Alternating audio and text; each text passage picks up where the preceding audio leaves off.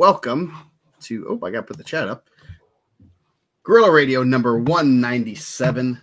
197, good college weight. We definitely would have been cool to, do our favorite wrestlers for that weight. Oh, man, that'd have been a good little countdown, huh? Yeah, but we're already, next one we can do is like 215, so.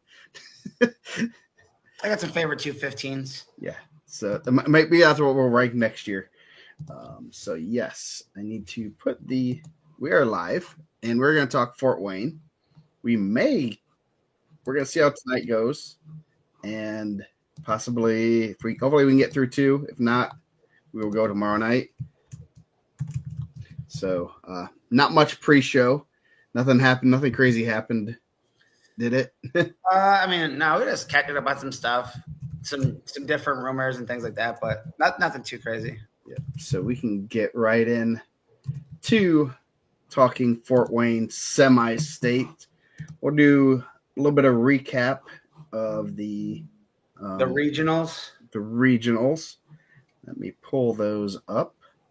Website seems to be fully propagated. We're back to the OG name, Indiana Matt. Dude, this is the OG original shirt. Yes, you got your number 2 shirt. Got John Hutch in here. I mean, it looks a little aged. It's been in my drawer.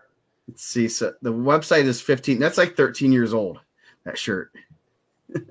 So that's pretty old. So we're going to, I could even bring up these brackets. Not even the brackets. Let me share my screen. We'll go Jay County, the week sectional. Is that the week sectional out there? The week regional, according to our friend Mr. Maligned. Yeah, I heard about this. I got some text about this. Yes. Let's see. I don't really have any kind of influence. I mean, if you want to help get voted in, like I can help you with that, but man, I can't really do anything about the way the regionals are set up and the quality of that. It's not really my bag, Never mind. That doesn't look good. Okay. We'll just talk about it. So Jay County won by Belmont. The Braves, let's go. I bet it was a good Dane and Rex show on WZBD this week. Yes. So, I'm sure they were celebrating their, 36, 38 or something. It's a high number. It was just, they just posted it. It's quite, they've won quite a few regionals. Second only to Mater Dei. They're a pretty good program. Yeah, for a long time. So they beat Delta by 8 points. Delta still favored in the power poll, and it's going to be interesting to see how things shake out that way. Reed Wicker over Jackson Webb at 106, 113. K Jackson over Griffin Byram. I guess I might as well just link it right there so I look like I'm actually looking at you guys. Got 120, Aiden Bollinger. Good match. Aiden Bollinger over Levi Johns. It ended up being a major, 13-3. It's pretty. Yeah. Aiden Bollinger is so good. Yeah, going to IU. Johns, man, he seems like he's been around forever. Always in the mix. Has a state medal. Got a tough draw. It's gonna be interesting to see if he can punch his ticket again. Dakota Sprunger. That's the one you put in late in the rankings. I did. He held up. You look good. Oh man, I was gonna talk so much trash to my boy Sprunger too. But holding it down, man. Replaced Kale Beer late. I guess he had a win over him. Yeah, I think he's beaten Beer about 16 times now this year. I wouldn't doubt it. Sam Mosier over Will Patterson. Dylan Aug over Henry Farrell. That's a real big match for him. They got Farrell has a real tough take-around match we'll talk about. Wyatt Hoppus. That's a pretty good weight too. Ashton Gooney, a real tough freshman. Oh, yeah. Cowan. Yep. So that's a real good weight, obviously, like you said. Wyatt Hoppus over AJ Heskett at 144. Bryson at 150. Brayson Shortgen over Sam Wolpert. That's a good match. Shortgen's wrestling real well. Man, Adams Central has some really good young kids. Shortgen's a sophomore. Og's a sophomore. Man, I was talking with someone about I was talking with Brian Bell about small programs, and I was thinking man, I wonder if we get an Adams Central just kind of say how they do it because I feel like they're always super strong with like a smaller school. Yeah, they always produce. And last year was the first time in, I'd have to go look at that article again, but it was 25 plus years they had a state qualifier every year, which that's hard to do for any program, but they had like this third or fourth longest streak, and it ended last year. They had some tough matches in the ticket round, but that's pretty impressive for a school, especially that size. By far, they've in a public school, and they can't. No one's. I hate to say there's no way to recruit. No one's going to Monroe for to get like, hey, I'm in Fort Wayne. I'm going to go to Monroe for school. Sorry, but that's good. All they do a great job. Obviously, it's all of Adams County. Curry does a great job, yes, and the coaches before him, Barry, Humble, Schwartz, and there's been a lot of really good coaches throughout the years there, and pretty good tradition there. Probably Flying Jets. Yeah, that's a pretty good name. Yeah, they have a pretty strong tradition, and yes, and they're always good at football. So, Gavin Davis over Jeremiah Olam of Monroe Central. That's a pretty good match. Olam light drop to 165. He's big. I'm interested to see him in person this weekend, but Davis is not small, but I think Olam might dwarf him. Bury the boots. I have a real good picture of someone, a former wrestler of his, in the boots, but I don't think it'd be appropriate for me to show it. Because Barry would probably come after him with the Spurs. 175, Gabe Stebbins. Good lefty fastball over Wesley Hendrickson. I know, man. Then I'm going to follow Delta baseball this summer.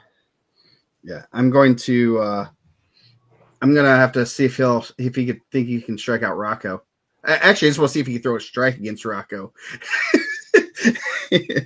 Rocco's strike zone's about the size of a cell phone. Well, I think we're gonna try to do that show later. Matthew Baylor, make it out. Jason, try restarting devices to. That's the way I get everything I've gotten gives me the right website. So, yeah, hopefully it should be. Sometimes it takes a little bit longer, but everything I have seen has me pointing to the right places. So give the cookies to Max and then they'll be cleared. So, 190 Xavier Palacios over AJ Myers. Good to see Myers having a solid season. Palacios, I think we talked about that a while ago, and he's had a real kind of sneaky good season this year, and I'd expect him to make the podium. Yeah, at state. So, 215 Luke Powers over Wyatt Roach, and then heavyweight Grady Baker Belmont over Cortez White. Huge upset first round, right? Yeah. There are a lot of really good sophomore, junior heavyweights in Fort Wayne. And there's a junior one that's really good that's not even in Fort Wayne anymore. Yeah. So he came out to heavyweight you out here. Yes. I mean, a huge win first round for Cortez White of Muncie Central. AJ Bradley trained over Alan Ortiz in sudden victory. Yeah. Yeah, that was one of the bigger ones early on, taking out Ortiz. Ortiz had a win over Caleb Evans last year at Semi-State and had a real good year so far and didn't get it done there, and that's not a fun match to go home early on. Ortiz still a junior too. Man, how these heavyweights get all these extra years of eligibility? So, next one on my list is Goshen. Let's see. Northridge won there over Angola and East Noble. Pretty wide open team race there. Carter Shehog of Angola over Adley Yoder of Northridge at 106. Charlie Fleshman, returning state qualifier, over Alex De La Cruz, a little NECC action there. Quinella Gabriel, and I believe the coach at the Lakeland does not like to spell the name the same way every time. Over Cole Carper, is a good win for him. Cameron Center and was third, and Keelan Fuller from East Noble was fourth. So pretty deep weight class. The two sophomores are in the finals, so that's pretty good. Pretty solid weight class there at 120. Sorry, I'm still catching up on the bracket here. Okay. Dane Pippinger of East Noble over Gavin Chrisman of West Noble at 126. Cameron Straw, Angola third. Drew Walden. I feel like Angola always has some really good guys. Yeah, they have a pretty solid team right now. And they qualified. How many people? They got quite a few guys out. 1, 2, 3, 4, 5. They got 5 guys out, 2 champs. So they had a real good day there, and they have a real solid team right now. And I think they're all fairly young. 132, Drew Walden, undefeated at the stellar 9-0. Going to get his 10th match in Saturday. I think it was his third regional title, too. That it was a third or fourth. I'm super happy that he's back. Obviously, you never want to see anyone lose this season to injury. But he was able to come back from that injury and then be able to compete at the high level that he's competing at, I think is pretty impressive. Yeah. Angola should have been the 1A. They're tough. I mean, it was the 1A. They're too big for 1A. So, yeah, they could have done damage at 1A. I definitely agree, but they're not 1A. They're 2A. I think they're 2A. Nick Duke, man, I expected more from him. He's supposed to be a wrestling encyclopedia. If they're not 1A, I'm going to be so disappointed. No, they're not even close. They're the size of Garrett, if not bigger. Come on, Nick. Jeez. Those Kokomo kids. So, yeah, Drew Walden over Quentin Kingendelayan. And I know I butchered your name. Probably no worse than your coach does. Andrew Wilson, East Noble over Aiden Hartman of Jimtown.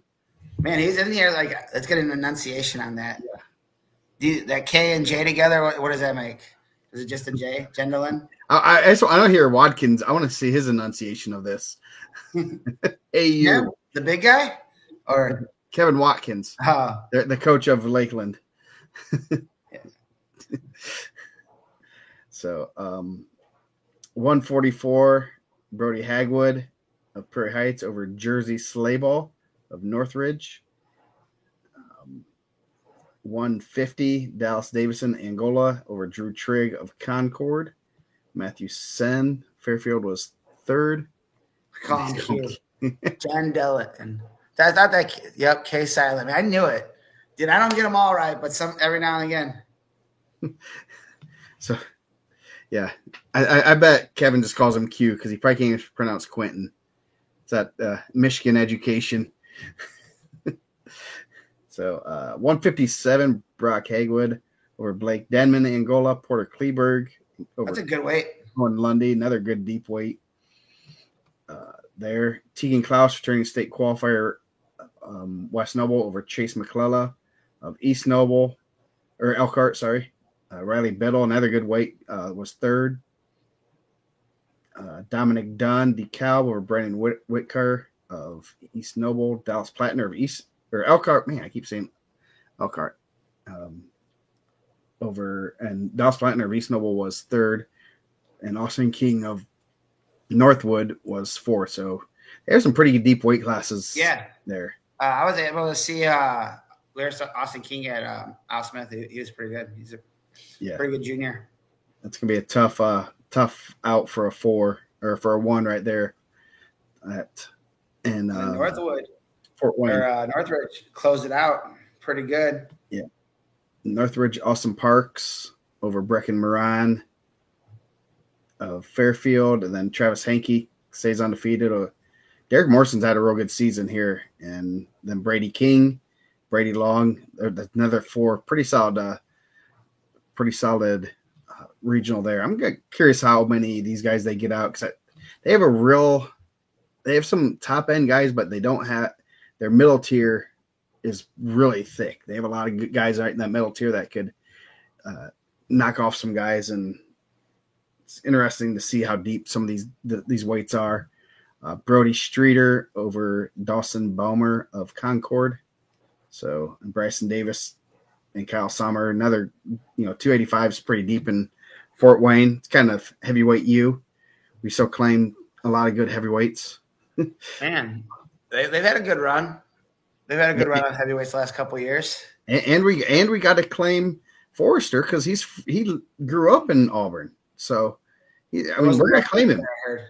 I heard there wasn't enough weights there. He had to get out of there. Yeah.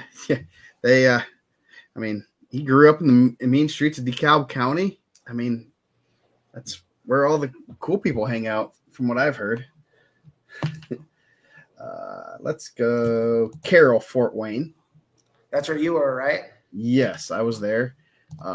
Team race kind of thought it was going to be a little bit closer.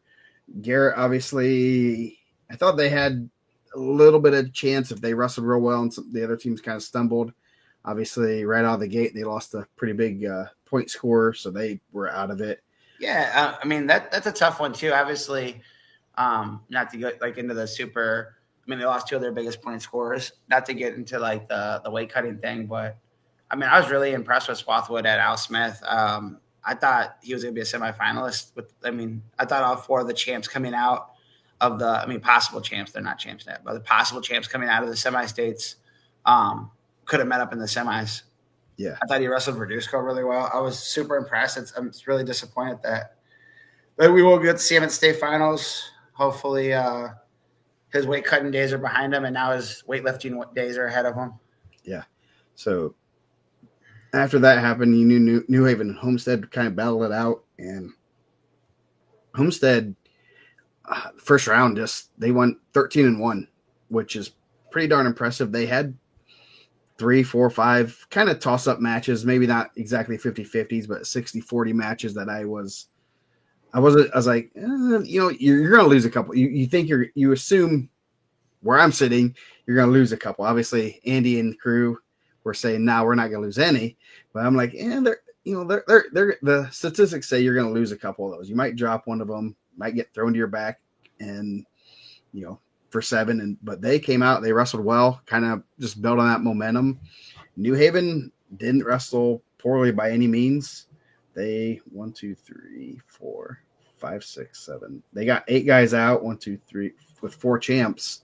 That's a pretty good day. 140 points is going to win a lot of regionals. I was going back and forth with Nick a little bit. I said 150 is probably going to be the magic now. I said 160 will win it. I said you might be able to get away with 150. That's pretty close there. Obviously, Homestead with 194. It was midway through that semifinal round. Actually, New Haven was ahead. But I was like, Homestead just had too many guys, too many horses in the race, and when you have 13-8, there's almost no way that they can, unless everyone just gets fourth. There's almost no way that they could have lost there. It's been a good year for Homestead. Obviously, the year's not over, but they've had a really good year. They're in some really good events. They were the late at the team state, and they competed well. So, congratulations to Andy and that program, and all the guys working hard to make that happen. They have a good amount of seniors, right? Yeah, they have a decent amount of seniors. It'll be interesting how they fill in. I know they have some pretty solid JV kids that are fill in. It's a matter of some guys growing a little bit. They kind of, it's just it's the problem. A lot of the schools have the top 10, 15 schools. They got to make sure people grow and everything.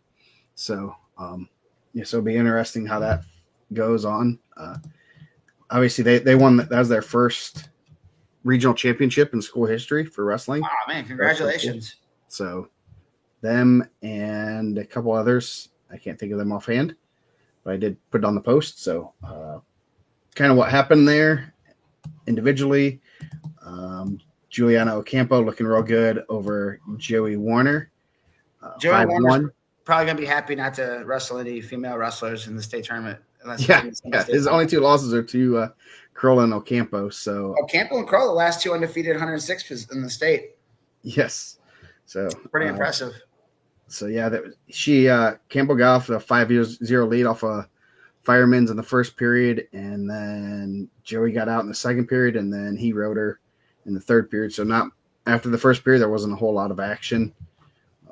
But obviously, she really wasn't in danger from what I could tell of getting scored on. So that 5-1 was pretty safe lead, and she's going to have to possibly run it back against him this week. Reed Wicker's also thrown in the mix too. So yeah, I mean, we kind of skimmed out of that. Reed Wicker's pretty tough. Yeah, he's been really impressive. So I'm interested to see how that matchup goes. Yeah, but me too. Was obviously killing it, man. 44-0. Doesn't matter what your schedule is. Doesn't matter. Returning medalist, 44-0, number one ranked in the state. Everyone's giving her their best shot. Yeah. That's a good weight class. Ramon Sierra, real good junior from Garrett. Had a real good Al Smith and Camden Rapol. Another good freshman. So that's a pretty solid 4. Yeah, and 3 of them will be back, so they're going to be battling it out.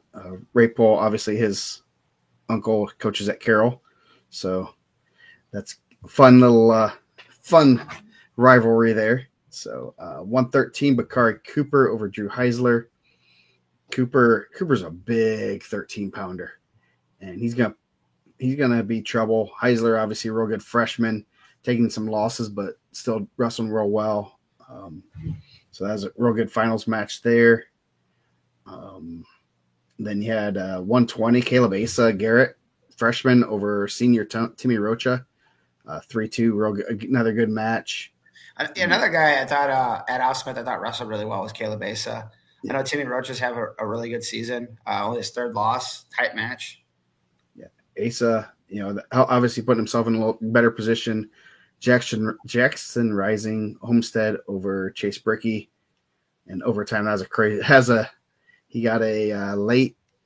Did he get a late takedown or late reversal? I think, and to tie it up, and then got a takedown real quick in overtime to win that one. Cameron Baker over Sean Harris. That he got a late takedown on the edge. Originally was not called, and refs kind of conferred and called it a takedown. It's kind of interesting because from my angle, I saw Baker was out of bounds, but Harris was in bounds. So if one person's in bounds, he has so Baker ended up with that takedown. Real good match, and congrats to Baker, put himself in a good position. Harris is tough. Yeah, only his 2nd loss of the year, so he'll be in the mix for punching his ticket also. So they might meet up again this week. 132, Hunter Douglas over Noah Dove. Dove's a real solid freshman from Eastside, and he's taken some tougher losses at 132, but he's going to be one to keep your eye on. I think Eastside has a couple of good young guys there, and one to watch. Douglas obviously having a real good junior year. Yeah, it's really state qualifier. So, I think he's having a really good year. He had a really good summer. I think he's going to be in the mix for a pretty high medal for Homestead. Yeah, and then there's a lot of good freshmen out of Fort Wayne in the Carroll Regional. Like I always said, Dove at 132, runner-up. There's also, freshman Lathan James qualified it there. Deacon Rhodes, I think he's a junior. That is the Homestead kids. What's his dad's name or his brother's name? That's his Drake. brother. Drake, yeah, it's Drake Rhodes' brother. So he doesn't have quite as many losses as Drake. Usually Drake at this time had about 18 losses, and they're all significant.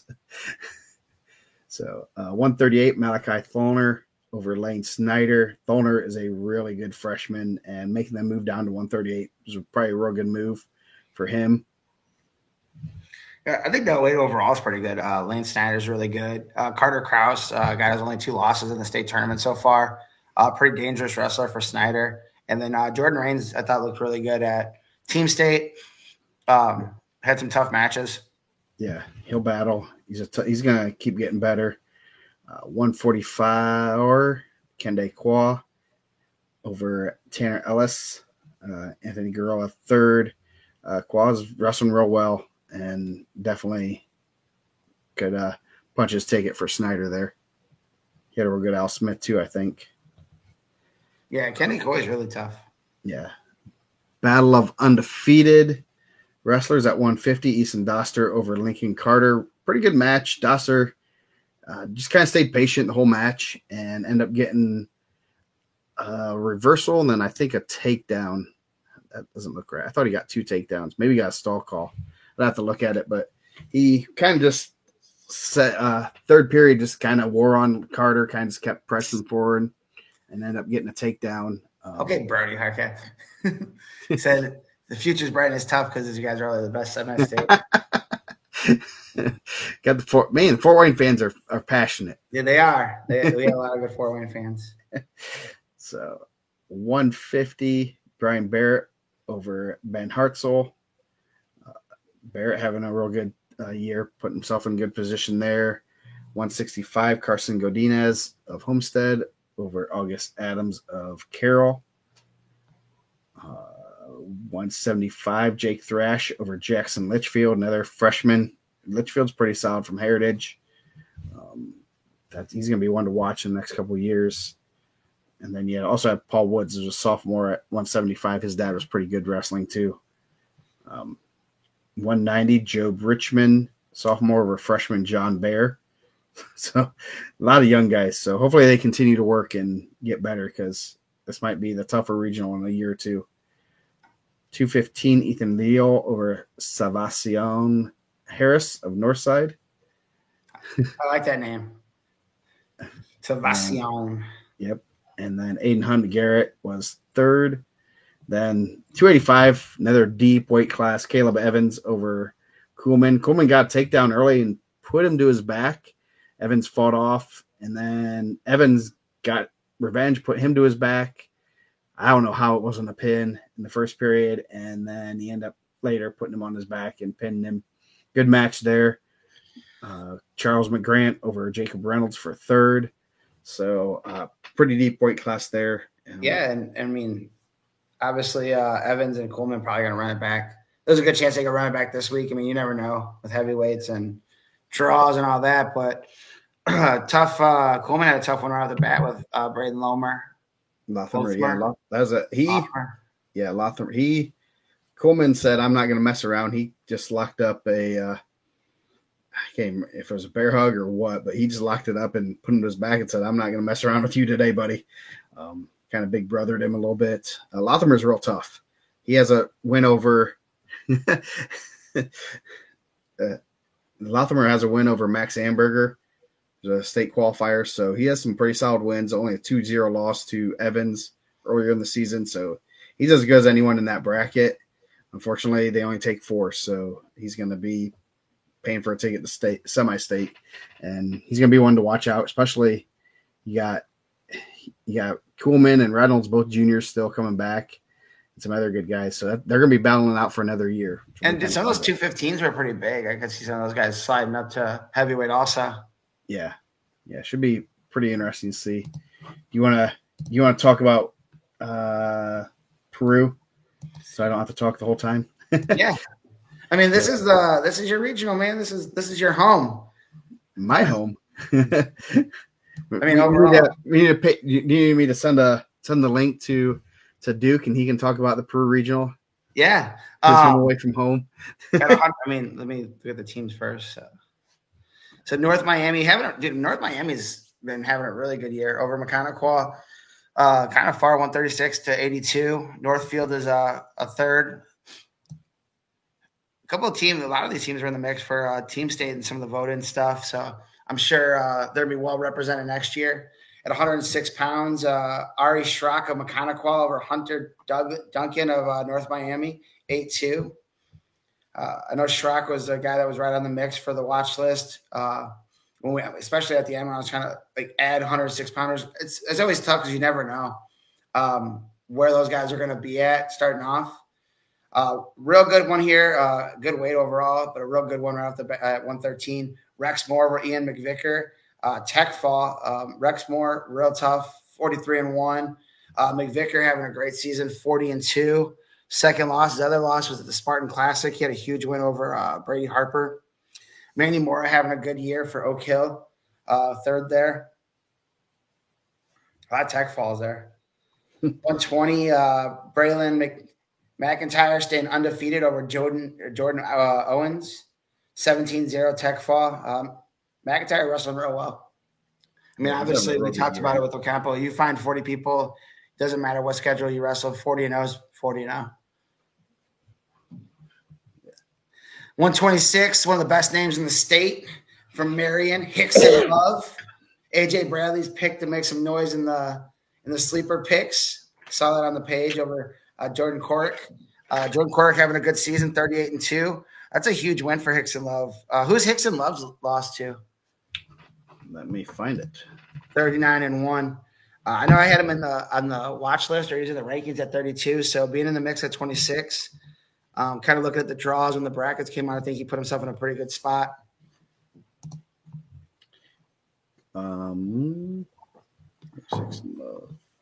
His losses to Sean Harris, 6-4. Sean Harris having a pretty good year. We just talked about Sean Harris. Yes. Another good name here at 132. Trip Hazley, Madison Grant over my guy Deuce Baldwin, Peru. I like we kind of said at the Al Smith. The Baldwin's always like show out at the Al Smith and wrestle really well. Deuce having a real good season. 41-6. I believe he lost to Schmittendorf twice at the Al Smith. But where's he at? Yes, he lost us. Yep, 10-6, 16-6, and Warren Brown. So, all pretty legit guys. I mean, there's not any bad guys there.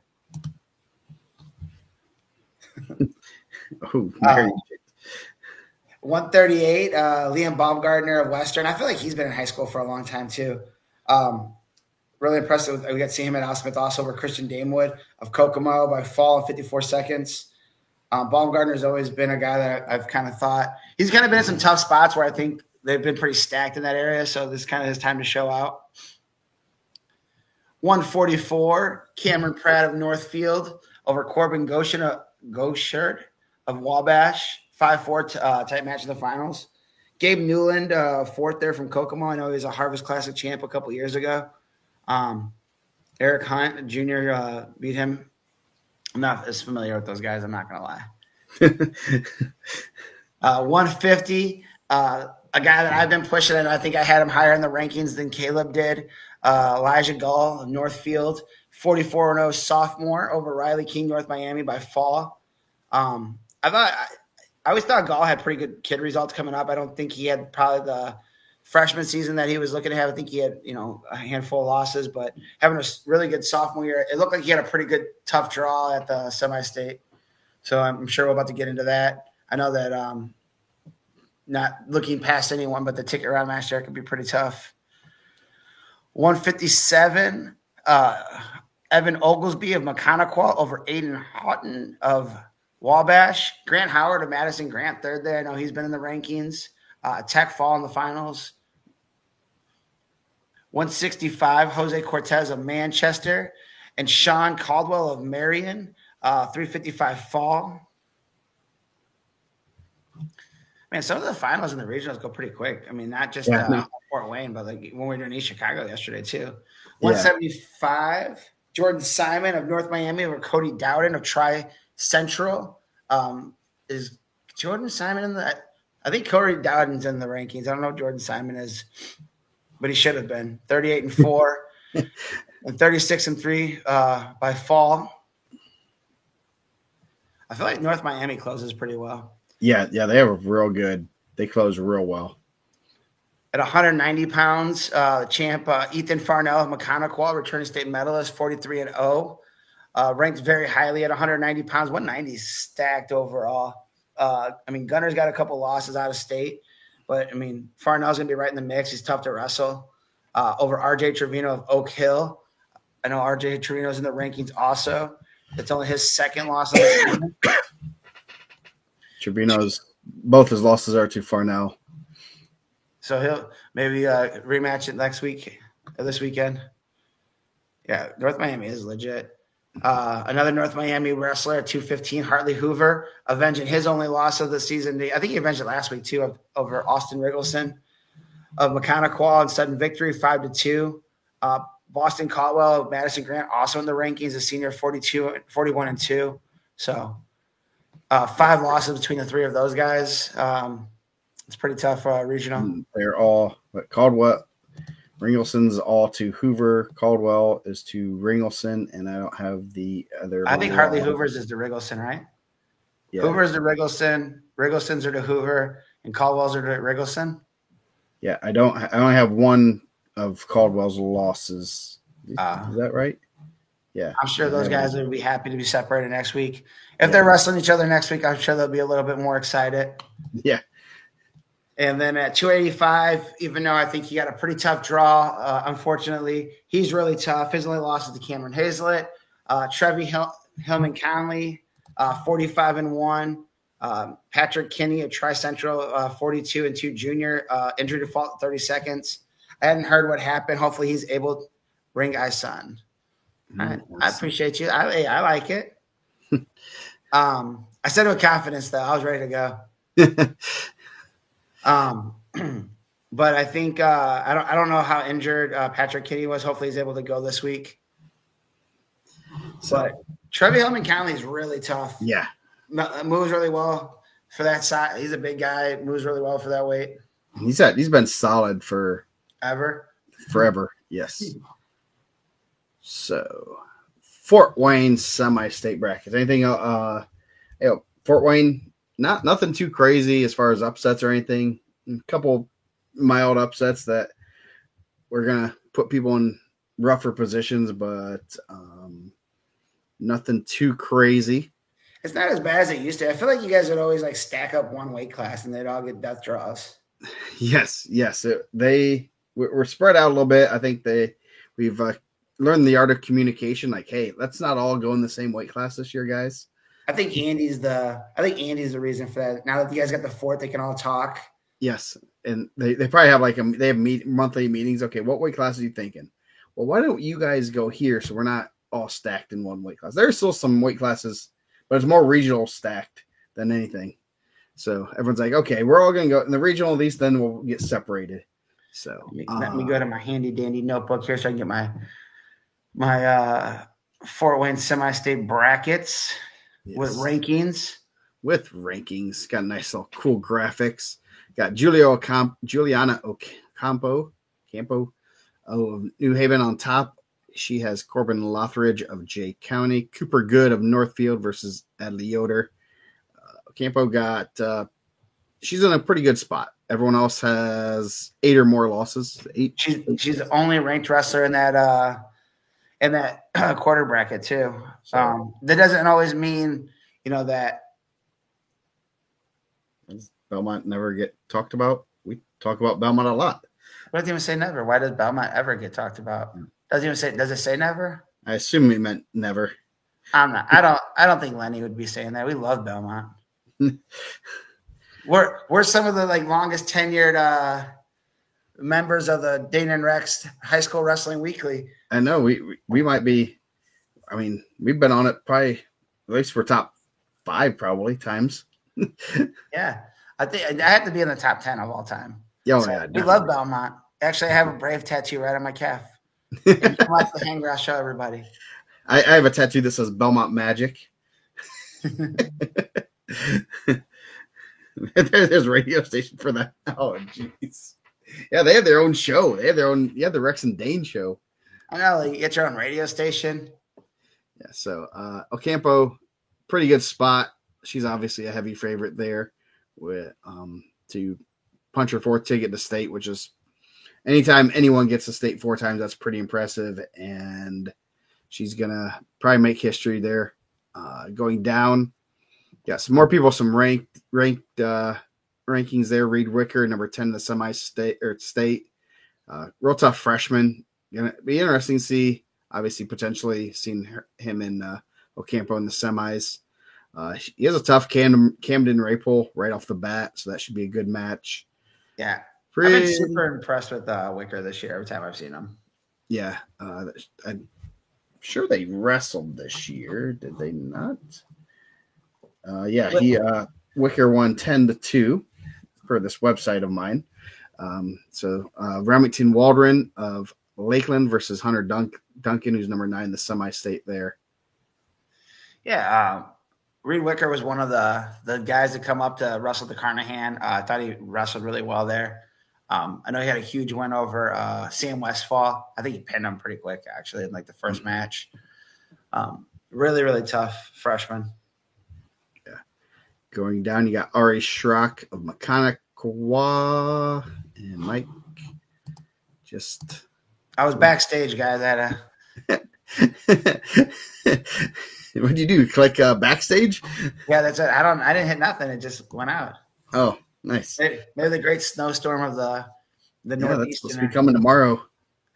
Allegedly. Yeah. Ari Schrock, Mechanical, tough freshman. Man, they just keep bringing in these like random kids that like, man, who's this guy? He has Leon Bontrager of West Noble, then Ramon Sierra of Garrett versus Jackson Webb of Yorktown, I believe. Okay. No, Webb wrestled Warner. I was thinking Webb wrestled Sierra, but that should be a pretty solid quarter bracket. Sierra's number 20 in the state. Sierra's number 6 in the semi-state, and number 10 in the semi-state, Ari Schrock. Yeah, I think that's a really good spot for those guys. Obviously, I think Webb's really good. He's ranked pretty high. I mean, 20 is not high, I guess.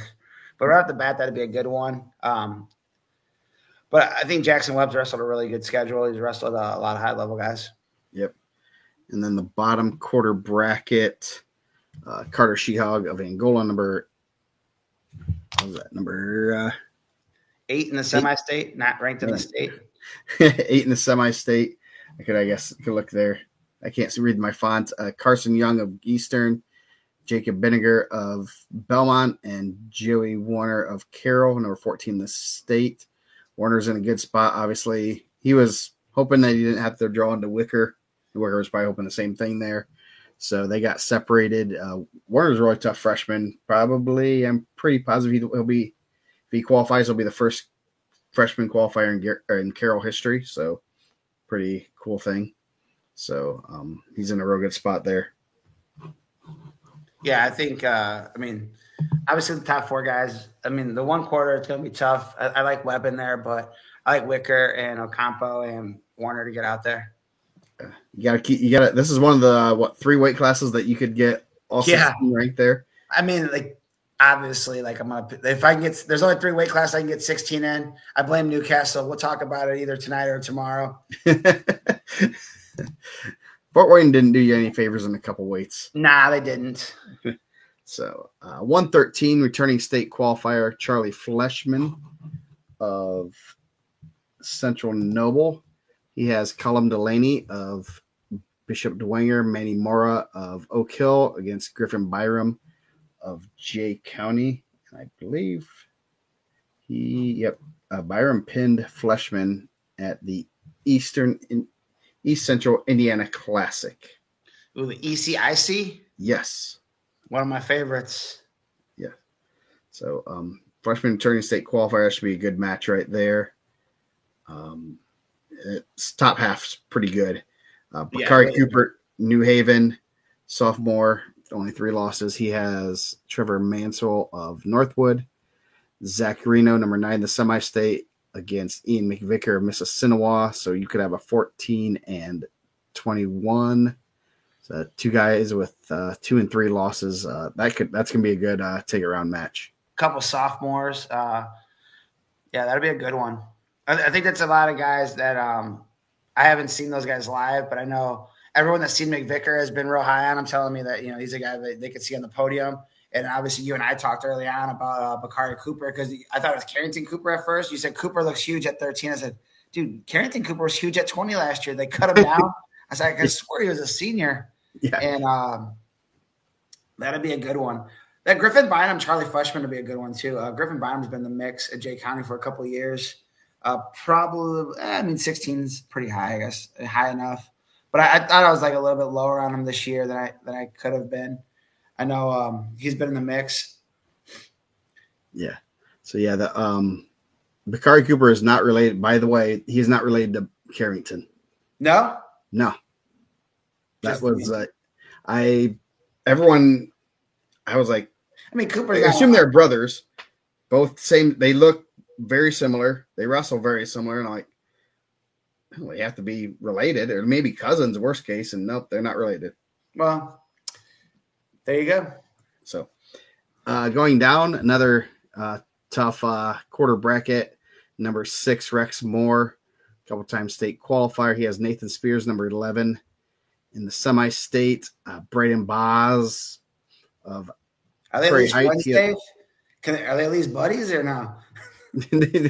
Hopefully they're friends. I mean, they're probably practice partners last year. I'm sure Carrington beat the crap out of him for a year and then said, see ya. Sorry. Nathan Spears trained by my guy AJ Bradley. Always dangerous. Yes. They take out ranked guys on in the first round. Wouldn't be the first time.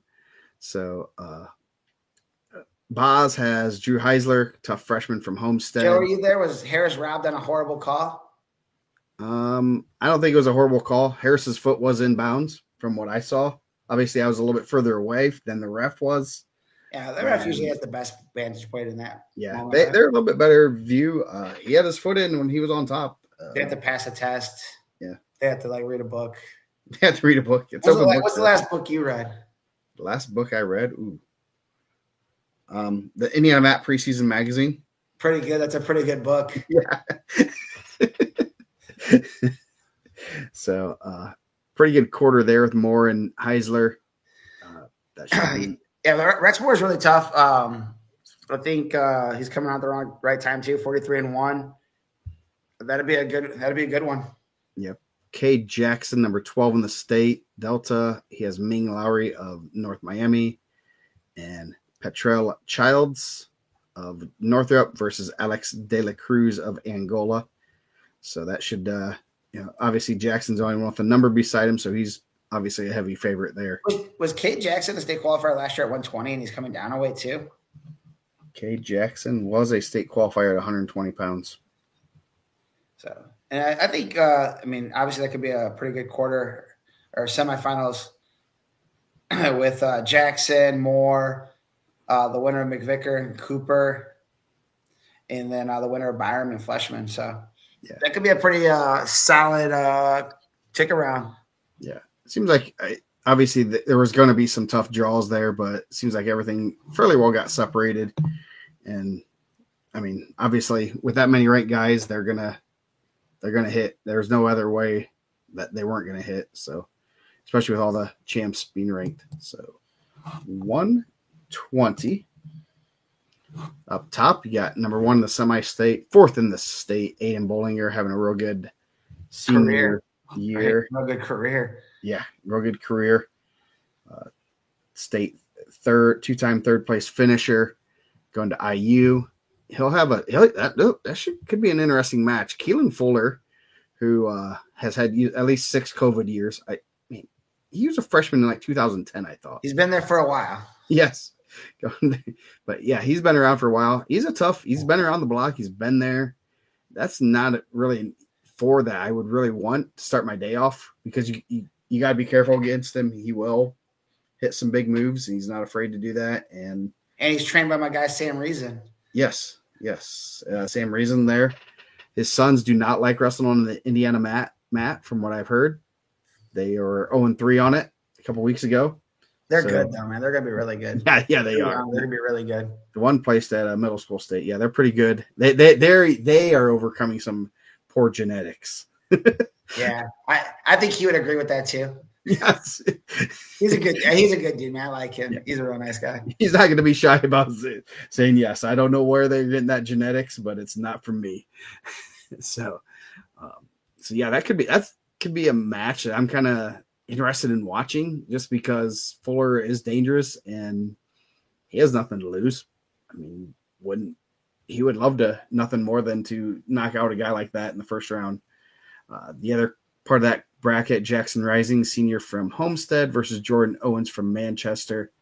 And one of the things we don't really talk about this very much, and I just saw it because of Homestead and stuff. There's a lot of points to be made for Team State in this. For winning that first round is huge points for smaller schools. It's also for bigger. It's for any of the schools, even if you don't qualify for state, getting that kid to that second round can really help you with team state points. Yes, we forgot to talk about that yesterday. Yeah, so that's one thing that those guys that that's probably the kids get the talent from Lindsay. Yes, Lindsay, man, whatever athleticism that she has, definitely. I'm glad that those genes dominated, and whatever they got from their dad, I'm kind of scared, but at least it wasn't the athletic genes. Man, we're being mean to old Sammy. I'm gonna have to apologize. He's a good dude, man. I like him. I like him a lot, actually. Yeah, he laughed when I sent him the text about. I saw your boys were 0-3 on my mat. I'm just gonna start taking it everywhere you go. He's like, can you take it to the fort so they get their butts kicked up there? So yeah. Anyway, like I said, the team state, there's a lot of points that can be made, and that's huge for especially some of those smaller schools to get some extra points that can kind of set them apart and get them into team state. So you got to keep an eye on those kind of matches, even if you do have a tough take around match. Winning those matches are huge. So, man, is this the rivalry that the contenders is? I keep saying that they're anti chin whip. I thought the contenders guys that are like anti chin whip. I know Walter was a CIA guy, but man, he was ripping heads off for a while. I don't know. Chin whips, hey, if they give you their chin, you can whip it. So, do what you need to do, man. Yep. I mean, I would say the first advice would be sprawl, stuff the head, but if they're at that point you need to chin whip them, go for it. Yep. Just don't go to your back. So now that Duke has released a scouting report on the Reason brothers to everyone in the Indiana Mat community. So the great equalizer. Nice. That's what I heard. They just call it the Reason now. So it's just like, I mean, he must be from Belmont because there's no double legs, there's no single legs, there's no firemen's. It's all named after Belmont wrestlers.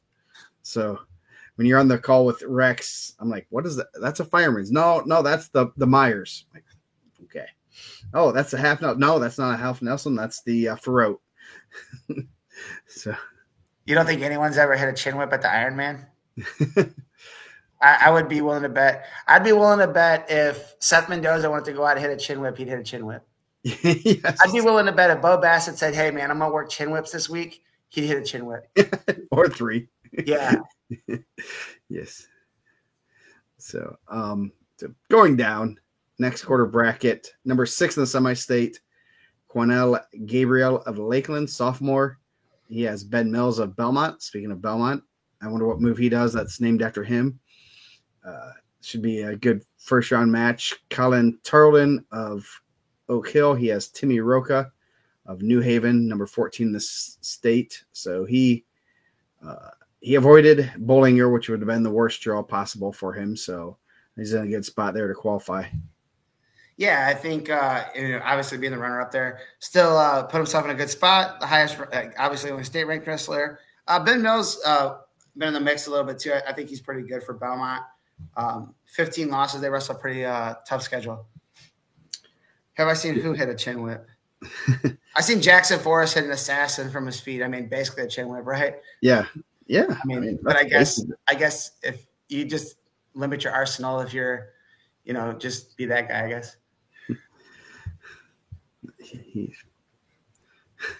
Okay. Cool. So going down bottom half bracket, got a tough quarter bracket. Yeah, really tough. McIntyre, number 8 in the semi-state, or 8 in the state. He has Chase Bricky of Carroll, freshman. Number 10 in the semi-state. Then you got number 22 in the state, number 5 in the semi-state, Cameron Center. He is a state qualifier too, right? Yeah, he's a former state qualifier. He has Levi Johns, who has a state medal. So in the first round, so that is going to be that's a Fort Wayne, quarter bracket. Oh yeah, I think Center and Johns right off the bat is going to be a good one. Johns really tough. And then the winner of that gets an undefeated Braylon McIntyre. So, yeah, that's one of those ones. So that's what Fort Wayne always used to look like. Yeah. Yes.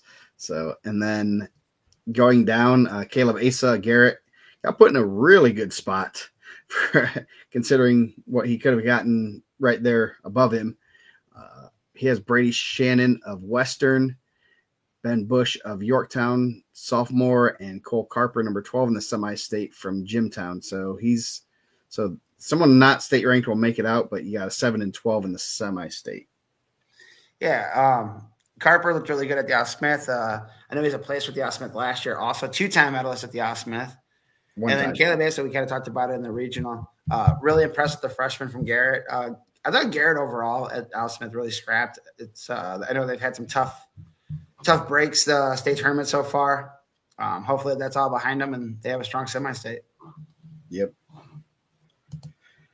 126. Starting another Garrett regional champ and another bracket without any state ranked guys. The Railroaders. They got some good draws there. So Cameron Baker, number 7 in the semi-state. He has Isaiah Sperlin of Winchester. And then you got freshman Tristan Elmore of Eastern versus Gavin Chrisman of West Noble. Do you guys not call it Eastern Greentown? That's called Eastern. I mean, Fort Wayne, there's only one Eastern. Just like Carroll, there's only one Carroll. When we're going to like statewide, I'd say Eastern Greentown. Like when you guys say like Snyder, do you guys just say Snyder or do you say Fort Wayne Snyder? Snyder. What about Northside? Northside. You guys only say Fort Wayne? We always say Gary Westside. There's only like one high school in Gary now. We still call it Gary Westside. Yeah, no, I think when it's Snyder versus North, or we don't say Fort Wayne. It's kind of redundant when you're up here. But the interesting thing is there's no other Snyders. There's no other North Sides. There's no other South Sides. There's no other Waynes. Fort Wayne. Kind of redundant. What is Fort Wayne for? What? That's very redundant calling it Fort Wayne. But they call it. They had Jimmy 2 times naming him, or what? Yes. They had to have a high school after General Wayne, who the city's named after. I guess they're the Generals. So, yeah, I don't know. I mean, I just assumed there was a fort that was called Wayne there. I didn't even know it was a general. Well, I mean, there is a fort there. We do have a fort. The fort holding it down. Sounds like they're showing chin whips. Yes. So. All right. Sorry. Back on task. Yeah, Cameron Baker's in a good spot. Their only rate guy, that top quarter bracket. Yep, he's wrestling real well right now, and put himself in a real good spot. Tough quarter bracket here. Dakota Sprunger, number 25 in the state, late ad there, making Mike look good. He has Omar Hamad of Carroll. Just Carroll. Cameron Straw, Angola, tough senior. He's probably been in the rankings here and there. Yes, he's definitely on the watch list. He's been right in the mix. I'm not going to lie to you. I don't get a lot of Angola results. Yeah, that's pretty far up north. They got a pretty good toboggan run there, right? Yep. Yes. I've never been on it. Is it fun? Have you been there? I have not been on the toboggan run. I'm sure someone in this comments has been on this Angola toboggan at the state park. Yes. Did you learn that on TikTok? I did. No, I knew about it before. I seen it before. Okay. I saw that one the other day. I'm in Indiana. Yes. So our guy Springle with his hidden gems in it. I think that was on one of those, wasn't it? I'm sure, man. I don't think I've. Is it fun, Andy? Is it? Obviously, there's not a height requirement. Daggers thrown tonight. I gotta get back in it. I gotta get back in this. All right. Oh man. So wow. So yeah. You got Cameron Straw versus Jordan Correct. You got number 13 in the state. And that's pretty solid quarter bracket. I thought they'd give you like a toboggan. I thought that's not real. Like you have to go in there like I don't even have a sled. No, they have them there. You just have to carry it up to the top. How tall is it? I don't know. I haven't been on it. I'm gonna go. You know what I do during the winter? This. Same. I'm gonna go catch Angola dual meet and go on this toboggan. I'm gonna live stream it. Let's see. Pokagon toboggan run. Talk about this quarterback. I'll find out how tall it is. Yeah, so Jordan Korek, number 13 in the state, number 1 in the semi-state.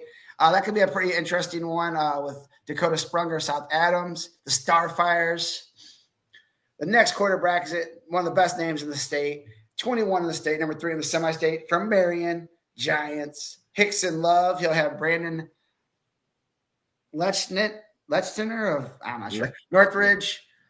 And he'll have the winner of Caden Benedict of Homestead, 26-12, ranked number 6 in the semi-state, and Cale Beer of Adams Central, sophomore, 33-11, number 5. So 5 and 6, first round in that quarterback, and the winner gets possibly Hickson Love, the regional champ of Peru. Yep, that was a 6-4 match. Beer won. We have Oak Ridge Prairie. It's a pretty good hill. We usually just go out the viaducts over by the highway, try to get by traffic. We don't have a toboggan hill. It is 30-foot tower with dips and valleys, a total vertical drop of 90 feet. Ooh. A quarter mile. The top recorded speed was 42 miles an hour. It's about as fast as my fastball. Yeah, I'm just joking. Wow. Man. So it's open through February 23rd. So you want to make a trip over here after state? How far is Angola? Is that by Ohio? It's like northeast, like the northeast corner. It's like 20 minutes from Ohio, 20 minutes from Michigan, maybe 15 both ways. Nah, I'm good. It is. You take it's 80-90 and I-69. So maybe someday, not today though. Yes. 20 minutes north of the I'm gonna hit this Butler McDonald's then too. You know what? I'm gonna make it a round trip. 40 miles. Not considered a heater. All right, I see what you're saying there. You see some of these guys throwing ephyses. They might be hitting 42 on these high curves. Dave's like, man, I can hit this guy. But I was moving some stuff around. I found my Dave Doster autographed cards over here. Nice. Man. The rails. So number down in the next quarter bracket, Goshen Regional Champ, the freshman from East Noble, Dane Pippinger. Number 11 in the semi-state, he'll open up with Braden Rice of Northfield, a junior, 35-9. And then they'll have the winner of Sean Harris, 41-2, who sounds like there could be a possible questionable call that I'm not aware of, and I'm not going to question any officials. Number 19 in the state, 2 in the semi-state, and he'll open up with an incredibly talented freshman, Gabriel Myers of Belmont, 33-11. That could be a really good first match. Harris shouldn't probably look past any Belmont kids wrestling one at a time. You can't be looking at the tick around, but right off the bat, you're going to have 9-2 in the semi-state. Yeah, they did not. So I don't have a couple of his losses, but I assume they wrestled. So, Northeast 8 rivalry right there. So that should be a good one. And definitely a good solid quarter bracket down there. Whew, we're through 4 weights. I mean, we're getting there. I like it. In an hour. I think we might be going tomorrow night at this pace. So, 132 up at the top. You got Drew Walden coming in undefeated. Xavion Ford of Kokomo. Jason Landers of Jay County versus Noah Dove. Tough freshman. You got some younger guys there. Walden's obviously the only one with a number beside him. He's wrestling well. He's going to be one to kind of keep your eye on at state as he continues to get better and better throughout the, get some more matches in, and he's in a pretty good spot here. Yeah. I think that Drew Walden put himself in a really good spot. Obviously, a couple-time regional champ now, a couple-time sectional champ. He's pretty tough. Like I said, we kind of talked about in the regional. I mean, the regional falling up into the semi-state, I'm really excited that he was able to wrestle. I know that's a pretty significant injury. Yep. Going down, you got Trip Hazley, Madison Grant, the Argyles. He has Landon Wade of Northridge, Deacon Rhodes, Snyder versus Will Patterson. Rhodes is number 22. Hazley's number 16, so you could have a ranked matchup there in the ticket round. So it should be a pretty solid quarter. Yeah. Like I said, I like Trip Hazley. Deacon Rhodes, real tough. That'll be a good one. Two ranked guys. Frank has a good idea. Maybe we can take him up there with us. So I said, man, we're gonna use those steel ones like Christmas Vacation. Nice. So going down, Hunter Douglas 2-time state qualifier. He has Jaden Klein of Yorktown, Will Hahn, number 12 in the semi-state from Northwood versus number 11 in the semi-state, Glenn Deuce Baldwin. So you got 11 and 12 going at it for a chance at number 1 in the semi-state. Yeah, that's a pretty tough spot right there. I mean, obviously you wrestle them, so you never look past anybody. But Hunter Douglas is probably, I mean, obviously he's one of the top 5 guys in the state, top 6 guys in the state. They're that weight class, according to the rankings, according to my personal opinion, I guess. So going down, and I'm just double checking. I guess he is not ranked. Sam Mosier, number 10, the semi-state or state. He has Lathan James of Carroll, freshman. Tough matchup for the Supercharger freshman. Actually, they're not using Superchargers anymore. I guess that got 86th. So Jackson Archer of Tri-Central versus Quentin Silent K. Ginalden. I think we're going to start calling him Silent K. We got a good nickname. Silent K, man. We got 4 more years to say Q Silent K. I like that. Yeah. So, yeah, Sam Mosier is really tough. Holds position well. Like he doesn't normally make like the mistakes to put himself in bad position. Just solid across the board. His 4 losses are all pretty good. Yep, he did. He lost 1-0 to Lane Horn, lost 5-4 to Tylen Thrine, 4-0 to Hawkins, and then someone out of state, I believe. So pretty solid 4 losses there. Yeah. 138. Dylan Ogg of Adams Central, sophomore, only 1 loss on the year. That is to 1 loss, and I got to delete 1 to Ashton Gooney, not probably Goney. So that's how about Braid Arthur getting pulled back in and then getting a dub at the regional to qualify for semi-state. I love those. I love when that happens. You get pulled in and you get a big W there, so that's big. Braid Arthur and Og, then Blake Mock of Elkhart versus Lane Snyder of Eastside Senior. Snyder's had some solid career, solid wins. He's gonna have a tough one right there, but I do not believe they wrestled. But that could be a real good ticket round match there. Yeah. And then go ahead. Yeah, next one down, number 28 in the state, number 8 in the semi-state, Liam Baumgartner, 32-3 from Western. And he had number 10 in the semi-state, Parker Barnes of Bluffton, a freshman, 30-7 right off the bat. And then they'll have the winner of Aiden Hartman. I know who's been on the watch list, has kind of been in and out of the rankings. Probably, I think Caleb can be a little tougher on the Gymtown guys. He's not a Gymtown Jimmy lover, I guess, anymore. No. He'll have Carter Krause of Fort Wayne Snyder, 22-2 senior. I know he was out for some injuries. I don't believe he wrestled at the Al Smith. No, he did not. He's got some big moves in his arsenal. So a guy that can make some noise. But I believe he's pretty prevalent on the TikTok also. Yes, that should I'm be. saying at one point when TikTok was all done, I'm sure he was pretty sad. So, yeah, that should be a solid quarter bracket. Definitely any of those guys can come out of there. Going down is going to be a real good quarter bracket. Malachi Tholner, freshman from New Haven, Aisha Kochka of Northridge. He had an older brother that's pretty good. We said that about Cooper. I mean, Couchka's a little less of a common name, but I'm not going to make that assumption. Yeah. So, Owen Tolley?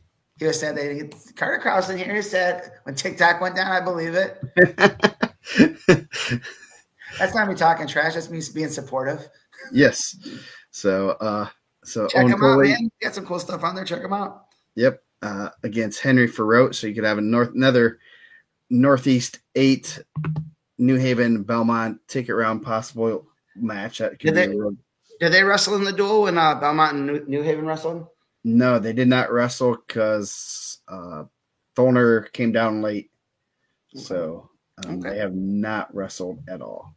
Henry Ferrote, a returning state qualifier there. So it could be an interesting matchup.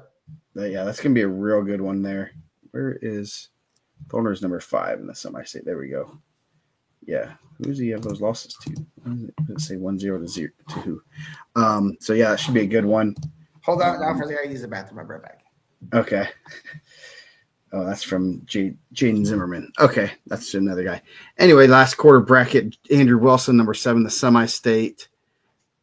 He has number 9, the semi-state, Jordan Rains, Ashton Goney of Cowan, number 17, the state, freshman, against Kristen Damewood of Kokomo. So you got a couple sophomores and a freshman. So pretty wide open weight there with some young guys that are going to get a lot of good experience there. I'll move up to 144. Let me check this. So up top, you got Cameron Pratt, Northfield senior, 41-4. He's number 8 in the semi-state. He'll have number 9 right off the bat. Jacob Unger of Cowan, sophomore, 14-6. 2 unranked guys, Jagger Boot of Northwood versus Tanner Ellis of Columbia City. Ellis has had a solid run the past couple weeks and might be able to surprise some people. Obviously, he's Blaine Culp trained, so that always helps. And going down, Wyatt Hoppus of Yorktown, number 7 in the semi-state, or state, number 1 in the state, or semi-state. Blah, I can't get that right. He has Gabe Newland of Kokomo, number 5 in the semi-state. Anthony Garula of Homestead, number 4 in the semi-state. He'll have Jersey Slayball of Northridge. So you have 4, 5, and 1 in the same quarter bracket in the semi-state. So pretty solid quarter right there. Got halfway through 44. So got Brody Hagwood on my side, huh? Yep.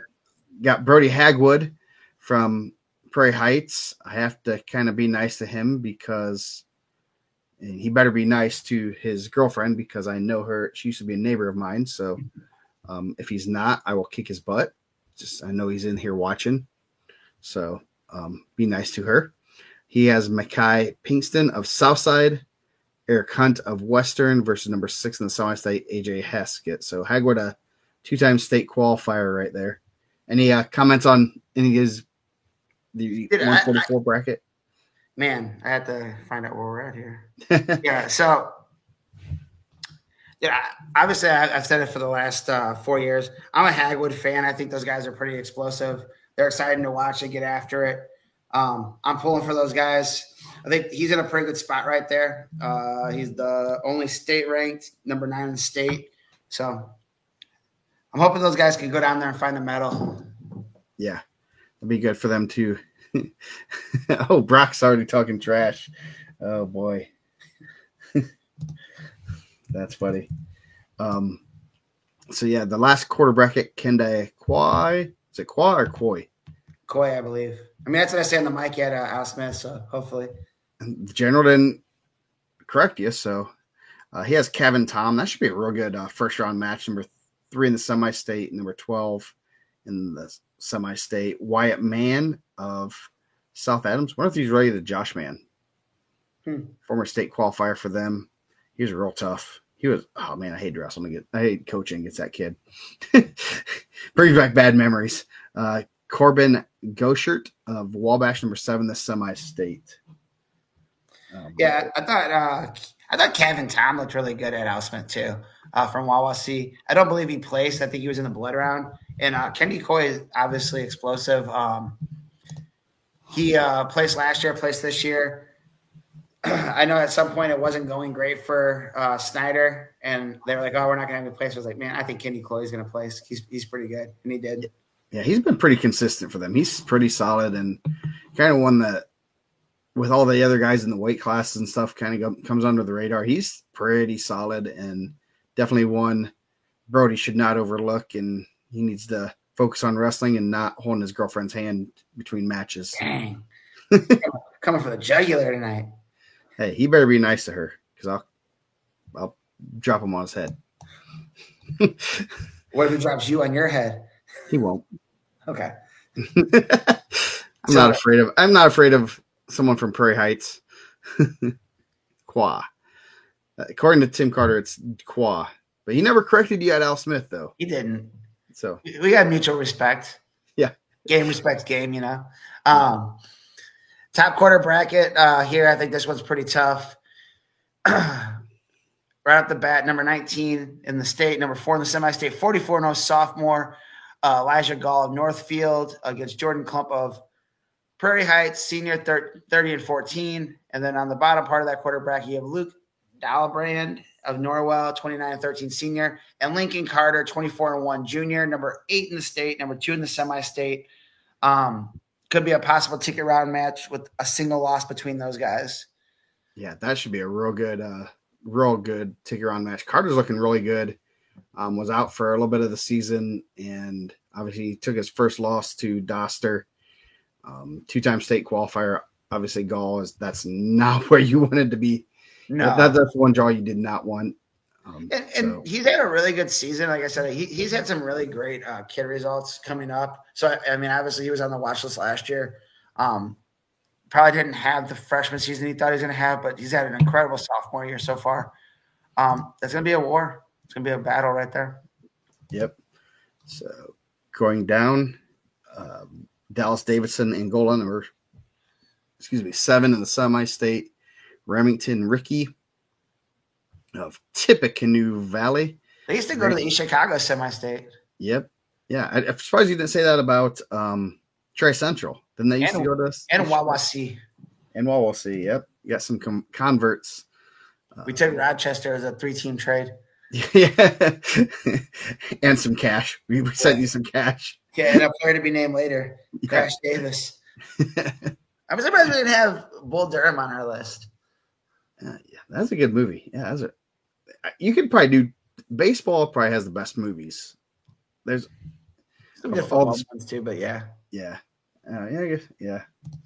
So going down, Grant Hilger of Bishop Dwenger versus Sam Wolpert of Belmont. Pretty wide open quarter bracket. Davison and Wolpert, I believe they may have wrestled at the. They could have wrestled earlier in the season, and they did not. So, never mind. Wolpert only has losses on his profile, so hopefully he gets some wins to add to that profile. Kind of looks bad.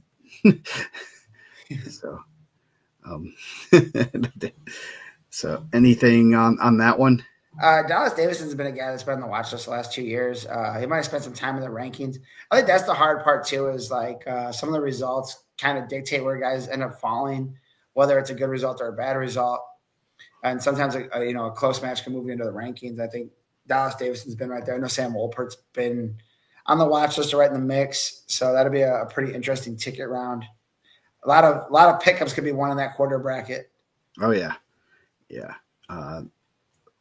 Going down, you got number 15, the state, Brayson Shortgen, another tough sophomore from Adams Central. He has Ian Hutchinson from Homestead, number 10 the semi-state, number 11 in the semi-state, Matthew Sen of Fairfield, and Riley King of North Miami, number 12. So everyone has a number beside him, so pretty solid quarter bracket right there. Yeah, Branson Shorgan, really tough. I think they were not super happy with their ranking at some point. Then got them into the rankings. They did some work, so one of those messages that was like, okay, man, we'll check it out. We'll look at it. And then, now he's going to have a chance to possibly punch a ticket to the state finals. Yep. Then last quarter bracket, Easton Doster of New Haven. Zeke. Returning state champion, Easton Doster. Yes, returning state champ. A Rutgers Scarlet Knight, future Rutgers Scarlet Knight. Yeah.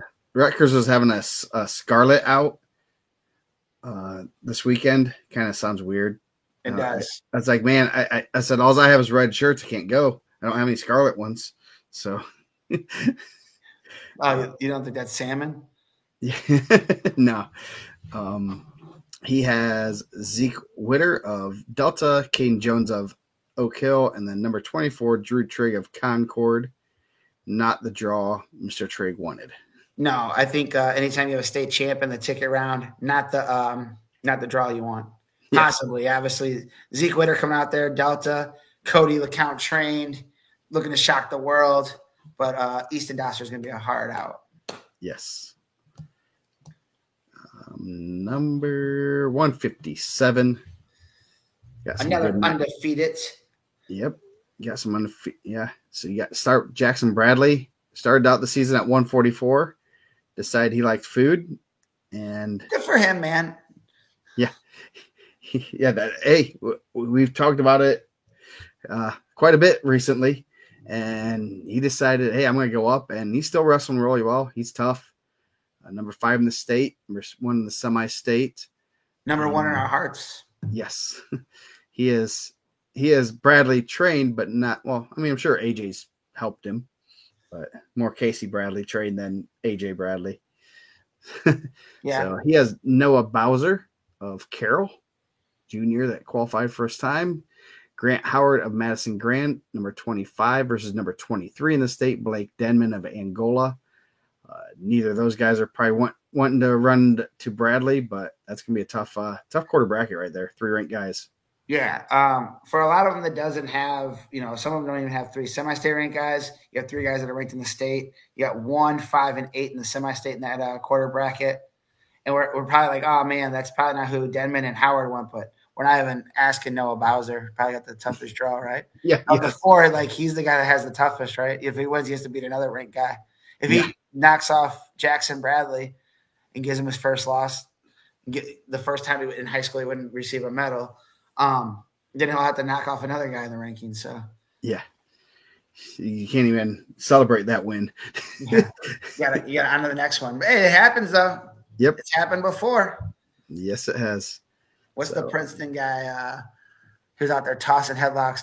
Beat Logan Miller and then got another one on the ticket round. Yeah. I can't think of his name. I can see the singlet. Number 9, the semi-state, Brian Garrett. He has number 10 in the semi-state, Evan Duncan, first round from Winchester. Porter Kleberg of Central Noble versus Adrian Hahn of Wabash. So Barrett's wrestling really well. He's in a solid position. Obviously, you can look right above where a couple of guys he could have drawn into. So Garrett, got a good draw with, winning your regional and put in a solid position there. So he's wrestling real well as a senior. And I know he has a pretty cool backstory, some things in life that weren't going his way, and kind of used wrestling as his outlet and done pretty well. So kind of would be cool to see him punch a ticket to state. Yeah, I think it would be too. I mean, kind of talking about it a little bit with you. Porter Kleberg of Central Noble, obviously a real talented sophomore, had a lot of good kid results coming up. I believe he has a pretty good younger brother, maybe also. Yep. It's tougher to say because they all represent the 40s, not representing Central Noble there. But real talented sophomore. I don't think he should be overlooked. Yeah. And he probably shouldn't look past Adrian Houghton either of Wabash. Yep. And then another really, this would be a good quarter bracket here. Number 12 in the semi-state, Evan Oglesby, Mechaniqua. For winning regional, he gets a number 19 in the state, Cohen Lundy of Elkhart, first round. So that should be a real good one. Ian Amstutz of New Haven. He'll have Maverick Duball, number 12 in the state, 3 in the semi-state. So you got 3, 7, 12 in the semi-state. So real solid quarter bracket. Another one that, you could be looking at a 4 over a 1, but that's going to be a tough one. Yeah, Cohen Lundy's a guy I've always been impressed with every time we see him. At Al Smith, I think they wrestle. Elkhart does a really good job wrestling there. That'll be an interesting match right off the bat. Ian Amholtz has been in the rankings. I think he was in the back part of the rankings. He ended up dropping out. I think he took an early season loss, but he's been on the watch list. And Maverick Dubois has been right there every year he's been in high school. So that could be an interesting first-round match. And then that entire quarter bracket's going to be really good. Yeah. So then the next quarter bracket, some Brock kid from Prairie Heights. He has Eli Winters of North Miami, Cody Cox of Norwell, number 14 in the state, having a real good senior year. He has Ben Hartzell of Homestead. So that should be a real good match, number 11 and 6 in the semi-state. And then the winner gets that Brock kid from Prairie Heights that probably can bale hay with the best of them. I'm sure. Super explosive, number 9 in the state, too, in the semi-state, obviously. He's having a really good career. Again, like, I think that those guys have been right there. The Twins probably are looking to get a medal, but you can't overlook anybody in the state tournament. Eli Winters, North Miami. We talked about North Miami's season and how well they're doing. They have a lot of guys continue to wrestle. I think when you have a lot of guys moving out of the state tournament, still having a full room, I think that helps benefit you. Cox has been right there every year. I knew he was in the rankings as a freshman, off and on. And Hartzell's been in the rankings in and out this year too. Homestead wrestles an incredibly tough schedule. 35 and 6 for Hartzell. I wouldn't be surprised if that's a guy that was able to punch his ticket there either. That'll be a good first-round match with Cox and Hartzell. Yep. 165. Turning state qualifier, Tegan Klaus of West Noble. He is number 14 in the state. He has Noah Majin of Cowan. Dallas Woodson of Snyder versus Sean Caldwell of Marion. He's number 8 in the semi-state. Woodson's wrestling real well right now. Avenged some losses and is one you really can't overlook. Obviously, he's related to some Woodsons that were pretty good at wrestling, so should be an interesting quarter bracket there. If you want to like kind of pick an upset pick, I would look at Woodson as one that's been wrestling pretty well the past couple weeks and might be able to get on a roll and knock off some ranked guys.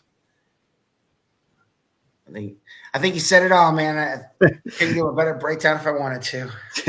So then we'll go down Gavin Davis, since we don't talk about Belmont, versus Caden Roberts, two-time state qualifier Gavin Davis. Davis has been, he probably should have had a couple medals. This Friday night hasn't been kind to him with the jaws, and so hopefully this year he finishes his year with a medal. I know he's had some injuries. After seeing guys that are pretty good and kind of suffer some injuries and stuff, you definitely want to see him end up on the podium. He's tough, a goer. He has Caden Roberts of Jimtown, Corbin Kafer of Huntington North. He'll have August Adams, number 11 in the semi-state from Carroll. So that should be a good first-round match. And, man, Huntington North and Carroll used to be in the same sectional. So that should be a good quarter bracket. Adams did wrestle Davis earlier in the year. Just a few weeks ago, actually, Davis winning. So Davis is in a good spot, but you can't ever overlook anyone. But hopefully, I like to see Davis get a medal. His sister goes to Finley. Maybe I'll follow her there. Yeah, there'd be a good education there. Does she play softball at Finley also? Is that what we said before? I believe. Yeah. Gavin Davis, every year, been super impressed with him. I think a guy that injuries has kind of derailed his state tournaments. I was worried at the Al Smith. He ended up pulling out of the bracket, and then Rex told us it was just because he was under the weather, which is good because I was like, man, another injury for him. That's terrible. So hopefully he has a healthy state tournament and is able to make a deep run. I agree. I think he could win the bracket. He's obviously talented enough. I mean, he could be a guy that made a run like Duke Myers did last year. Another guy for Belmont that battled injuries in his career and got under the lights. Yep. It definitely would not be out of the question to see him run it to the lights. Going down, you got a real good quarter bracket. Carson Godinez of Homestead, senior, run regional, having a good solid year. He has Devin Rush of Kokomo. You have battle of number 9 and 12 in the state, Jeremiah Olam of Monroe Central versus Riley Biddle of East Knoll. That should be a real good one. Olam is big. Yeah, I was actually surprised to see him come down a weight class. But, I mean, it's in a tough spot there. Biddle's tough. He had a really good Spartan Classic. And then the winner of that have, not to kind of Devin Rush of Kokomo, but, I mean, Godinez and won the regional, should have a shot at either Biddle or Olam. Yep. And then the last quarter bracket, Jose Cortez of Manchester versus Ethan Fike of Eastside. Fike injury defaulted out. I know he's been battling some injuries all year, trying to tough it out. Obviously, kind of just said, screw it, I'll wait till next week type thing. And you never know what your draw is going to be. Obviously, you could have ran into two guys with state medals of or state qualifiers and Klaus and Davis. Probably the best case scenario for him, right? Yeah. Get healthy for another week, and they'll have whoever wins that match will get Nathan Plattner of South Adams versus Chance McCullough of Elkhart, number 22. So you could have 22 and 24 in the state battling it out there. Yeah, got to see Chance McCullough at Al Smith. We kind of talked about that a bunch with Elkhart. I was really impressed with him.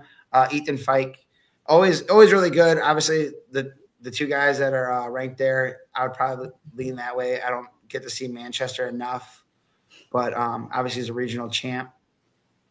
But if you're Fike, I mean, that's probably the one draw you're wanting. Like out of the four, you're like, well, I can get Gavin Davis, I can get Tegan Klaus, or I can get Jose Cortez of Manchester. And that's no disrespect to Jose Cortez. It's just he hasn't punched his ticket yet, and maybe this is the year to do it. Yep. 175, another good solid weight class top to bottom. Jake Thrash, Homestead, really coming on, regional champ. He has Austin King, number 9 in the semi-state first round. Number 12 in the semi-state, Colton Crabb of Tippecanoe Valley versus Wesley Hendrickson of Winchester. So Thrash in a pretty good spot after winning regional there. Yeah, I like Austin King. I think he's had some really good kid results also. Probably not the spot he wants to be in, number 12 in the state. Jake Thrash is wrestling really well. I believe he was their only undefeated wrestler at team state, if I'm not mistaken. I could be wrong on that. I'm sure someone will tell me if I am. But with the schedule that those guys wrestle to come out of that 37-3 with, Westfield Shamrock Duels, Team State, Defiance Border Wars. Obviously, Jake's having a phenomenal senior year. Yeah. He was the only one. I thought you were saying undefeated going in there, but yeah, he's the only undefeated wrestler at Team State for them. And that's a tough day. There's no easy matches there. Yeah, you grab Brownsburg right off the bat. It's tough. Yeah. So Dominic Dunn of DeKalb, regional champ. What a good senior year. He has Paul Woods, little Northeast 8 action there. First round. And number 10 in the semi-state, Matt Heiser of Adams Central. He'll have number 22 in the state, Corey Dowden of Trice Central. So pretty interesting quarter bracket, 5, 8, and 10. So a lot of guys are pretty close. Definitely have one guy with a state ranking in there, but that doesn't mean much when you have some pretty good, solid kids there, top to bottom. Yeah, and especially a kid like Paul Woods, again, another guy that had a lot of success coming up to the youth, the ISWA brackets. You're a sophomore, you're a bigger weight. Eventually you're gonna figure it out, like the size and everything. And he's a dangerous wrestler for Leo. Yep. They done beat Woods 11-0 at conference. So it's a game of adjustments. Paul Woods, yep. You gotta find those adjustments. Then going down 175, Cabe Stebbins of Delta, senior returning state placer. He'll have Christian Jennison of Huntington North. Number 15 in the state, Dallas Plattner of East Noah. He'll have Jackson Litchfield of Heritage, freshman. He's having a real good year. So a 3 and 7 in the semi-state. Then the winner of that will likely get number 1. So that could be a good, interesting matchup between Litchfield and Plattner. Does Cabe Stebbins wrestle left-handed also? That's tricky. I haven't scouted him. I haven't scouted him either. I don't know if he's out there ripping lefty headlocks, maybe lefty chin whips. Yeah, chin whips. That's a Fort Wayne move, the chin whip. Yeah. Last quarter bracket, Jordan Simon, number 4 in the semi-state, North Miami, West Somerset, South Adams. Jonas Richmond of East Side versus number 20 in the state, Brandon Whitcar. A lot of 2 seniors battling out first round, and then a sophomore and junior. Thought they were all seniors for a second, but obviously number 6 and 4 in the semi-state, that could be a good one right there. Yeah. Obviously, me and Caleb don't always agree. We don't always see eye to eye. He had Jordan Simon number 4. I had and he had Brandon Whitcar number 6. I have no ranking next to Jordan Simon and gave Brandon Whitcar the number 20 ranking. So we have different people do the rankings. And West Somerset also a dangerous sophomore for South Adams. So could be a really interesting quarter bracket there for those guys. Yeah. We'll see. I haven't seen too many of you and Caleb disagreeing too much this year. No, we usually do. I know we disagreed on Elijah Gall for most of the year. So I think at one point he didn't even have Elijah Gall ranked, and he was like 25-0. It's like, this is weird. This is awkward. Yeah, Jimmy's and Norseman, man. That's been a rivalry for the ages. I don't even know. I'm just making that up. So I don't have any hate to Chris Stoika of Griffith now. So 190, we got top quarter bracket Austin Parks of Northridge, having a real good senior year. Obviously wrestling with Hanky all the time, that probably helps him a lot. He has Clayton Holder of Winchester, AJ Shefferly of Belmont versus number 13 the semi-state, RJ Trevino of Oak Hill. That could be a real good 3 and 6 in the semi-state, possible take around match there. Yeah, RJ Trevino has been in the mix the last couple of years, but that's going to be a tough one. Northridge is wrestling really well. Yeah, that should be good. And then you got Xavier Palacios. Man, what is he underrated at? Number 8? Man. Lenny Razzo, give me the business right now. Underrated at 8? Yeah. I'm going to pull it up. Before we even go into this. Let's see. Number 1's Gunner. So he's nationally ranked, returning state runner-up. I would assume that you agree that Gunner should be ahead of Xavier Palacios. Yeah, I would. Okay. And then let's see, number 2 is Ethan Farnell. Ethan Farnell, undefeated in your semi-state. We'll find out. We'll see if but he's also a returning medalist, right? Top 4 semifinals last year. Semifinalist. Number 3 is Michael White of Lawrence North, 38-0, coming out of Newcastle, also returning state medalist. Not bad. Not bad. Number 4, Cesar Salas of Crown Point. Did he wrestle Xavier Palacios? He was the Al Smith champ. Yes. So they were in the same tournament. Palacios lost to Kendricks, who Salas beat. And then Kyle Harden, a returning state medalist. Not bad. 2 medals there for Kyle Harden. Yeah. And then Devin Kendricks of New Prairie, formerly of Mount Vernon, also a 2-time qualifier and medalist with a win over Palacios. So I can't put him ahead of Salas. Yeah. And then number 7, Noah Terry, also rocking a semifinal medal. I mean, if he had a win of any of those 7 guys, I guarantee I'd move him up. Yep. And honestly, like Sam Howard, who's 35-2, has only 2 losses there to Gunnar Henry, a state finalist, and Noah Terry, I think has a better argument to say that he probably should be moved up because I think he's an All-American, right? Who?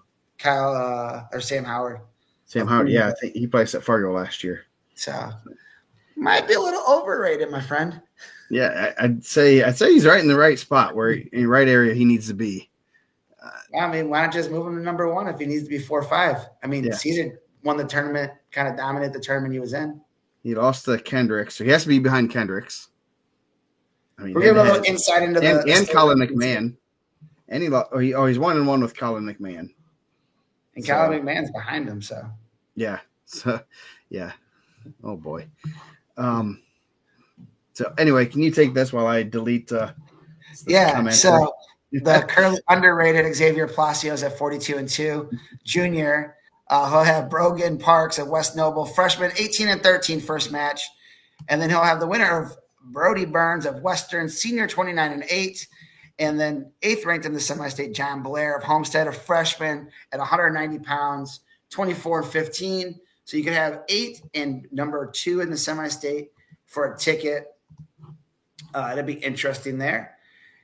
Moving down to the next quarter bracket, you have sophomore from East Side, 39-7, Job Richmond, ranked number 12 in the semi-state. And the first match will have Fabian Zamuda Gibson of Eastbrook, a freshman, another freshman, 34-10 at 190 pounds. That's pretty impressive. And then they'll have the winner of number 10, ranked in the semi-state, Dylan Kern of East Noble, senior, 28-9, and AJ Myers, number 9 in the semi-state of Jay County. Pretty tough senior. He's battled some injuries in his career, 19-6.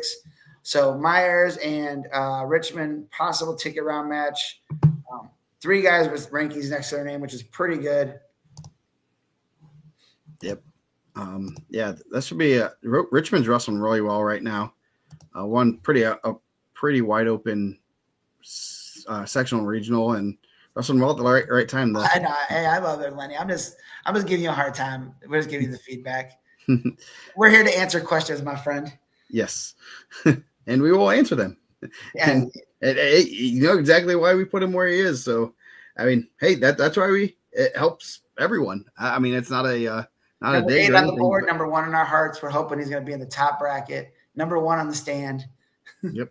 Palacios, did we talk about?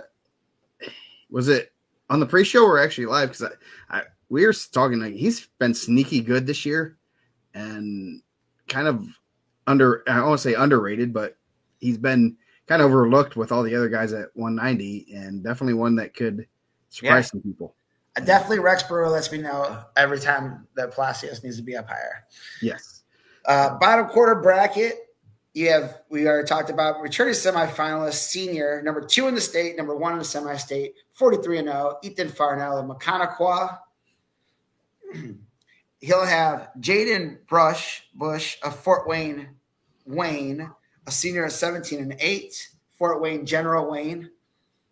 And then he'll have another bottom quarter bracket. You have Dallas Godby of West Dell, 21-6, and Brecken Moran of Fairfield, senior, 38-4, 19 in the state, 5 in the semi-state. Tough draw there for Brecken Moran.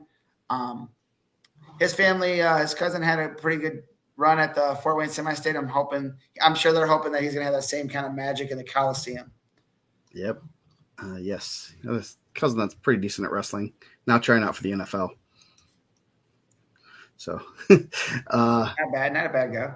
215. This is an interesting weight class. Ethan Leal, he has some good wins. Snyder has had some good wins, has some kind of interesting losses, and it's like, man, how good is this guy? He ends up winning a solid regional at Carroll. Puts himself in a solid position. Obviously, he's going to have a tougher match. He's number 10 in the semi-state.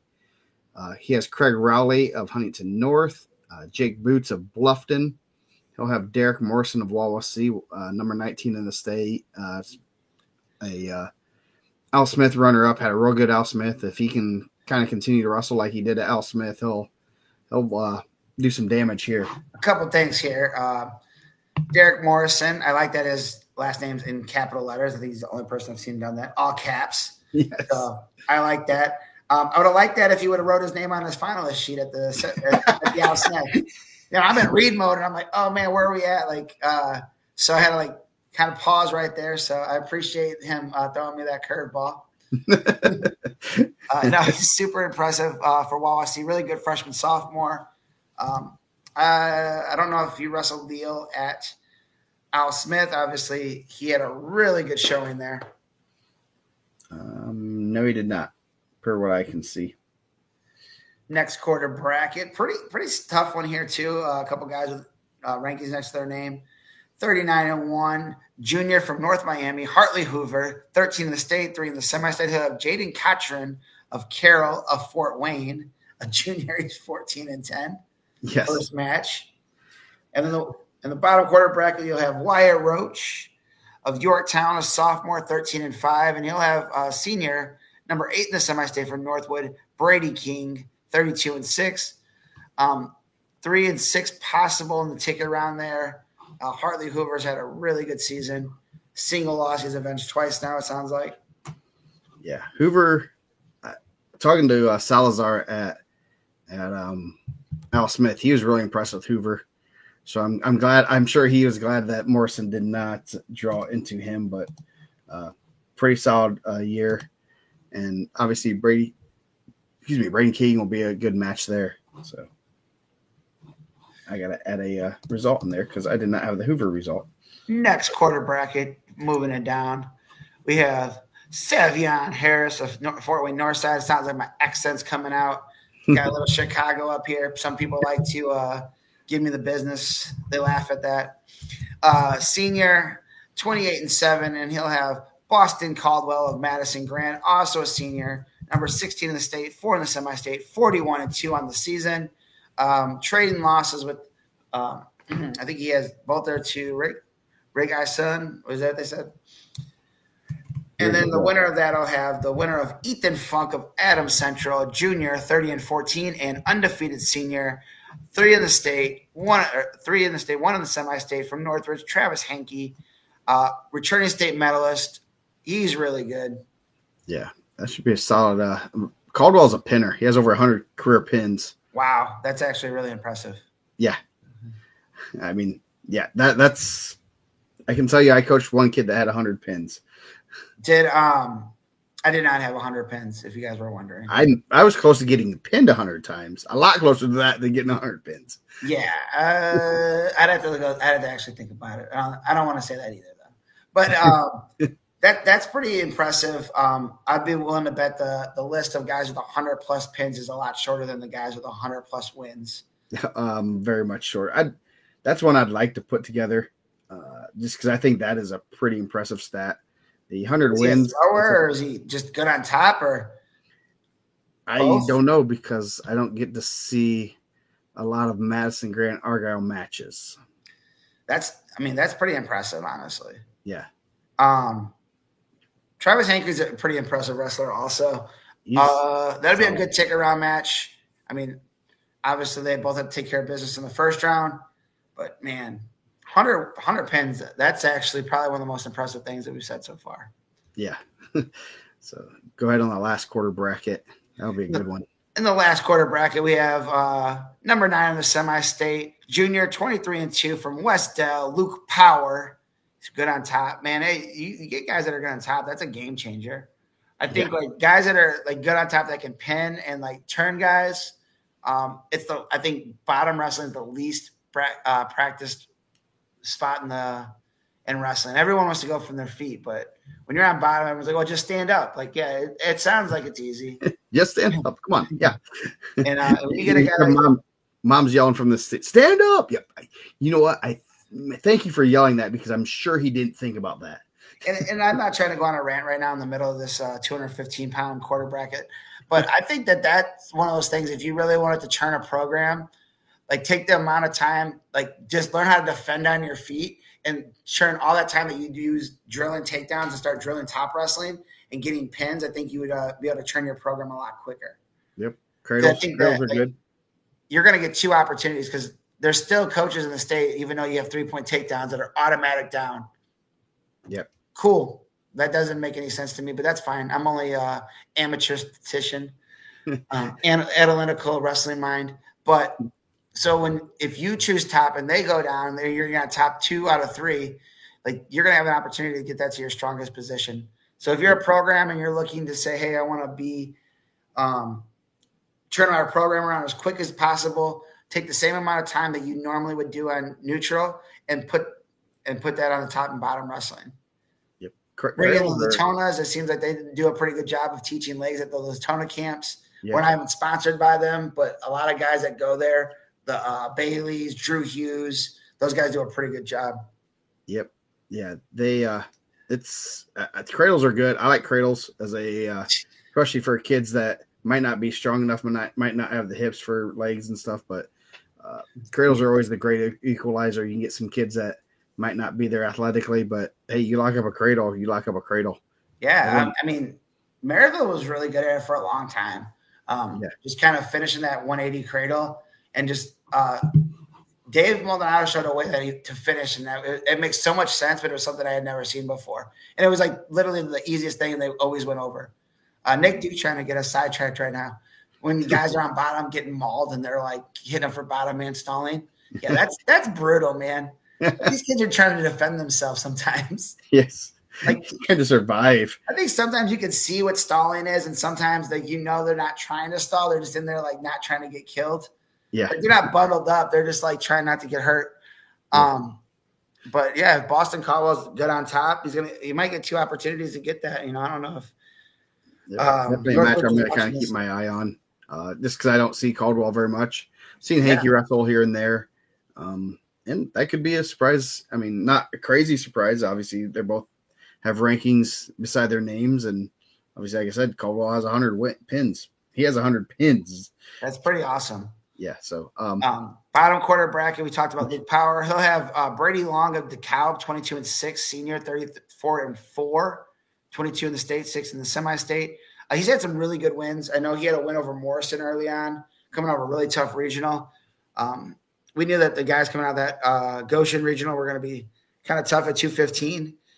On the bottom part, you're going to have Aiden Hunt of Garrett, 34-6. He's number 12 in the semi-state. He had a huge win over, I think, Everett McKelland at Al Smith. I know I don't know what he hit, but Nick definitely told us that he hit the same move he hit on somebody else. So he has something in that bag of tricks. We'll probably have to do Newcastle tomorrow. Unless you guys want to stay up to 1 a.m, we can party. 1 a.m. my time would be 2 a.m. your time. Yeah. And then he'll have also Rigelson of Makanaqual, 28-2, number 9 in the state, 2 in the semi-state. A pretty good quarter bracket there. You got 9-6 right off the bat, and 12-2 ranked in the semi-state per Caleb Spires at calebspires.com. No, I bought that. Joe owns that one too. And the Mike Riser one. Yeah, he also owns OTR 219 and OnTheRise219.com. But I don't have the license plate. No, I do have the license plate. So if you see my truck broke down and you see OTR 219, stop in, say hi. That'll be a good quarter bracket. I just think there's some interesting matchups there. Yeah. Hunt's pretty solid. He can kind of be up and down. He was wrestling in the semifinals. He was wrestling well, and then got put to his back. Just kind of got a little lackadaisical, a little bit too crazy. And he's had some good wins. He did lose to Long earlier in the season, but he's one that you can't overlook. You can't look, oh, well, he has 6 losses, and we can't overlook that, or you're probably might end up going home a little bit early. So Ringeisen, solid wrestler. He's been there for a while, so should be a good quarter bracket right there. Moving on to the big fellas. The big fellas. Number 4 in the semi-state, number 2 in the state, number 1 in our hearts. Caleb Evans of Homestead, 39-1, has only lost to Max Forrester of Brownsburg. He'll have Matthew Alberson of Winchester, sophomore, 24-11. I'm sure Caleb Evans won't be looking past him and repeating his semi-state from last year. In the bottom quarter bracket, he has Nolan Hinner of Southwood, a junior at 20-9, and he'll have Dawson Bomber of Concord, a senior, 30-9, number 7 in the semi-state. Kind of touching back on what Evans was in the rankings last year. I think he had was that in the first round he wrestled? Yeah, it had to be because Ortiz. Yeah, first round. So I'm sure that he's going to be ready to go, try to get past the first round of the semi-state, put himself in position to go down and get a medal. Yep, definitely. I agree with that one. Grady Baker is underrated. What would I put? What does he got next to him on before I say that? And NR. And NR. Lenny, you are 100% correct. Grady Baker definitely outranked wrestling his rank right now. He's on fire. We're going to talk about him right now in this next quarter brackets. He has a tough one right off the bat. Number 9 in the semi-state, not ranked per this dummy right here. Grady Baker, Belmont Jr. I guarantee he'll be in the rankings next year to start off. So pre-order your preseason magazine. He's 38-5 on the season. He's the Jay County champ, and he'll have Jacob Reynolds of Garrett, a junior, 29-9 on the season. That'll be an interesting matchup right off the bat. Obviously, Jacob Reynolds Mike Poppy trains, so he has to get past that a little bit. Watch out! What what he's coming with? Baker beat him 6-1 at Team State, so they're very familiar with each other. In a little bit of your defense, I was going to pull up the rankings, where Baker was like right there. Like I think he had been in the rankings a little bit too. Yeah, he's been in the rankings. Who is his 5 losses to? Because I think there was one that knocked him out. And I was like, I had to. It was probably the Bryson Davis loss. Could have been. He lost to Kuhlman twice, Kaufman, Hillman Conley, Bryson Davis. Yeah, probably Bryson Davis. Because Bryson Davis, I think, is down towards the bottom of that list. Kuhlman, he won 3-2 over McGrant. That was one of those tough ones. Let's see. I'm looking at the rankings right now. Got to scroll all the way to the bottom, and he would have been 27 in the way you had it right there. So we rank him out to about 40 if we can. Yeah. So he was right on the edge of being ranked. So not like he was way off the list, in number 75. But he wrestled this Bryson Davis from Fountain Central.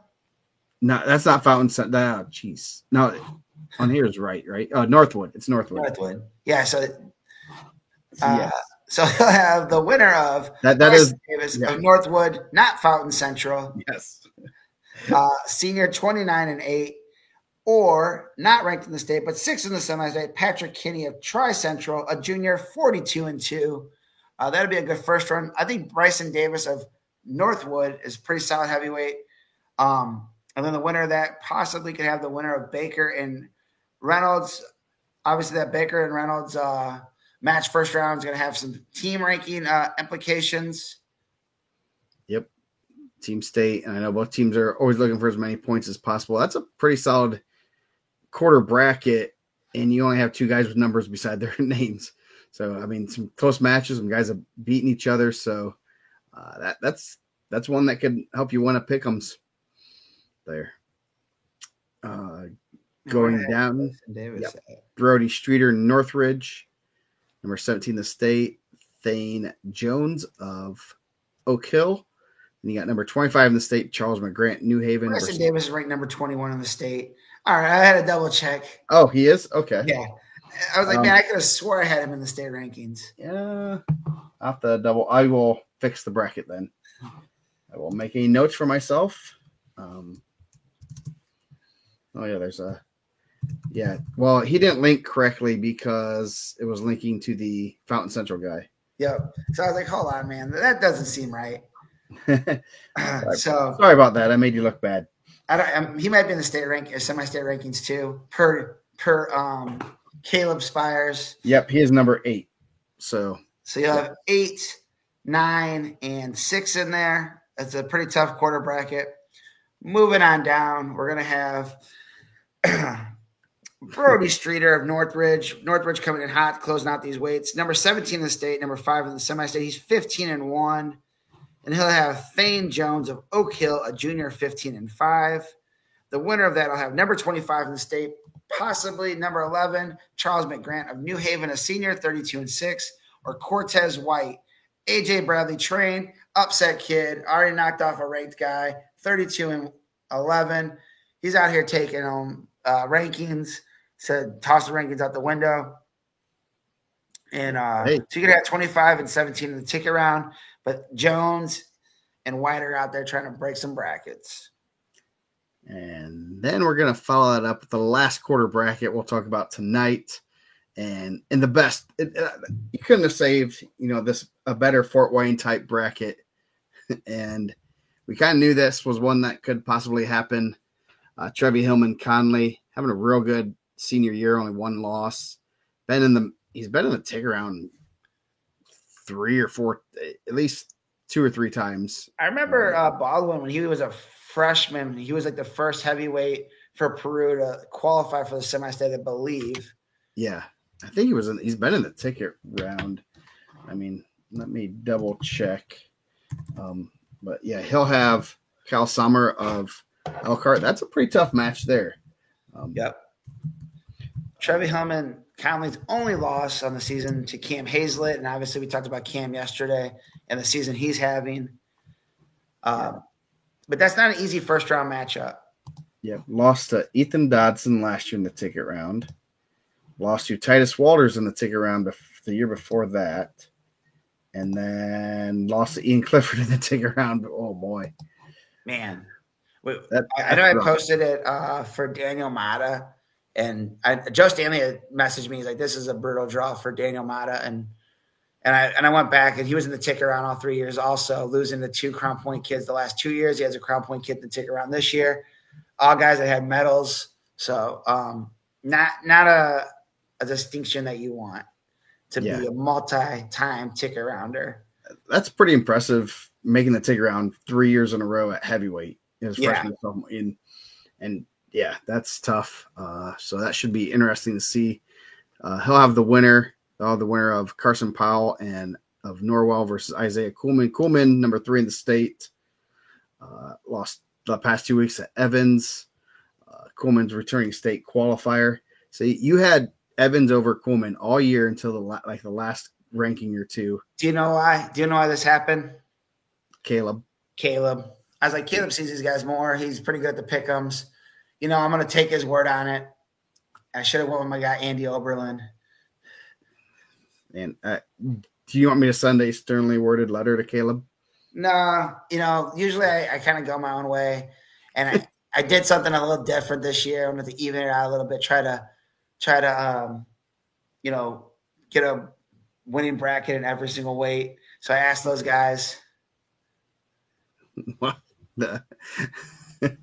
I think that's a deleted comment. All right. And then, but that's going to be a tough one, man. That's going to be an incredibly tough matchup. Number 6 in the state, number 3 in the state. And that was just because Cam Hazlett was a little bit lower. I believe he was 5, and he had the win over Trevi Hillman Conley. So it'll be interesting. Like I said, Coleman's a junior, so I'm going to pull for Trevi Hillman Conley there to be one I'll definitely be refreshing looking at. You don't want to see anyone be in the ticket round 4 times. Obviously Kyle Sumner doesn't want him to be in the ticket round 4 times either. But, hopefully he can find a way through. He can find a way through and possibly win the semi-state. Dude, one of these guys are going to go home, and one of them could be a semi-state champ, honestly. Yeah. This is a tough weight class, pretty solid weight. And, this is one of the weight classes you do hope you draw Evansville, right? They're not getting shut off Friday night on that one, I don't think. Yeah. Evansville's Evansville's lost a couple guys. Yeah. So a couple big guys, and they're still pretty tough there. So, so pretty solid semi-state. Team-wise, that's going to be very interesting. I was talking what's the power poll say on that? I'll pull it up right now. Let's see where to go. Rankings, team rankings. Power poll still has, and it's very controversial because Delta's still number 1.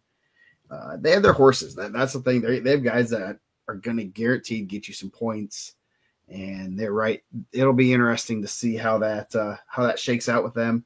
They're at 101. Homestead is 92, and then New Haven 84. Those are the top 3 teams. New Haven has a couple people that you got Ocampo and Doster that are going to be right there favorites to win. That's huge points. That's about 50 points, 54 points, I think. Let's see. It's 14 plus 6. That's 20 points plus any bonus. So that's 20 points plus bonus. Both of those. They're going to be about 24 points each, 24, 25 points. So you're talking 50 points. You're halfway there. Homestead, they have 13 horses in the race right now, and that's huge. I think we said that last night, that even if, say, 5 guys make it to the ticket round and lose, but if they win by, they get 1 bonus point each, that's 15 points. That's as much as a placer. So that could be huge. And they have some guys that are going to be right in the mix to be in the finals. So, there's going to be a lot of good matches. Power Polls doesn't, figure in the bracket. I do have if I can tomorrow night, I'm going to try to.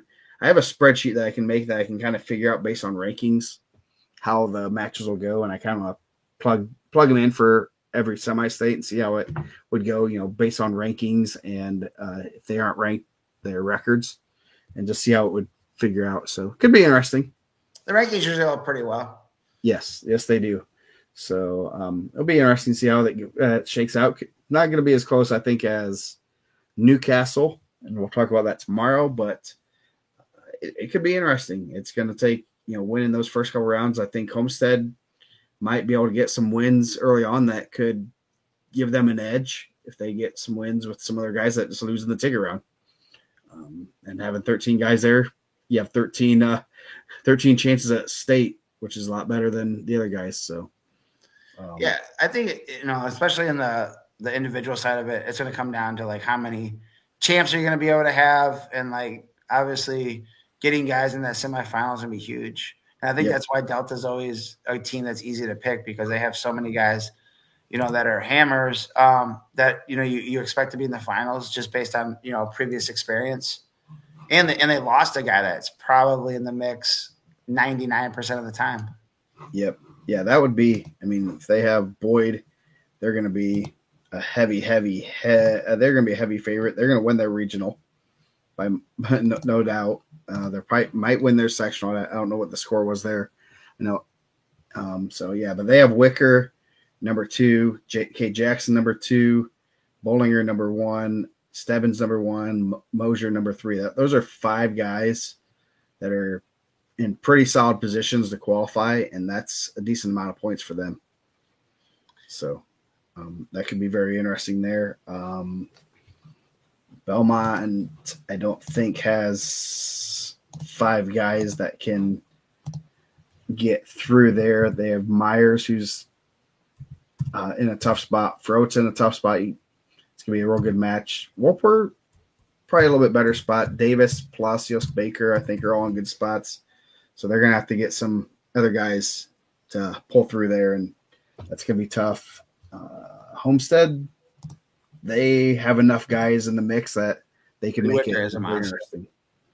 John Hook, you are correct, sir. Yep. So I'm looking forward to the Wicker, seeing Wicker in person. I haven't really seen him, so it could be very interesting. Kind of know early on, if he's going to be able to take out Ocampo, hand her first loss. So she was state champ last year too. Was she? No, she lost to Boyd. Oh, yeah, that's right. Boyd was there. Yeah, so she has not had good luck against Delta guys. So she's gonna look for some revenge. Cody trained. Yes, so they obviously having that experience will help them a little bit to wrestle her and everything. So should be interesting to see how this semi-state shakes out. Always a fun time. Fort Wayne, nice, comfortable place. I'll be sitting in a nice suite. They'll bring me food and stuff, so I can watch wrestling and relax and have some fun. So, yeah. Anything else you want to say before we head out of here?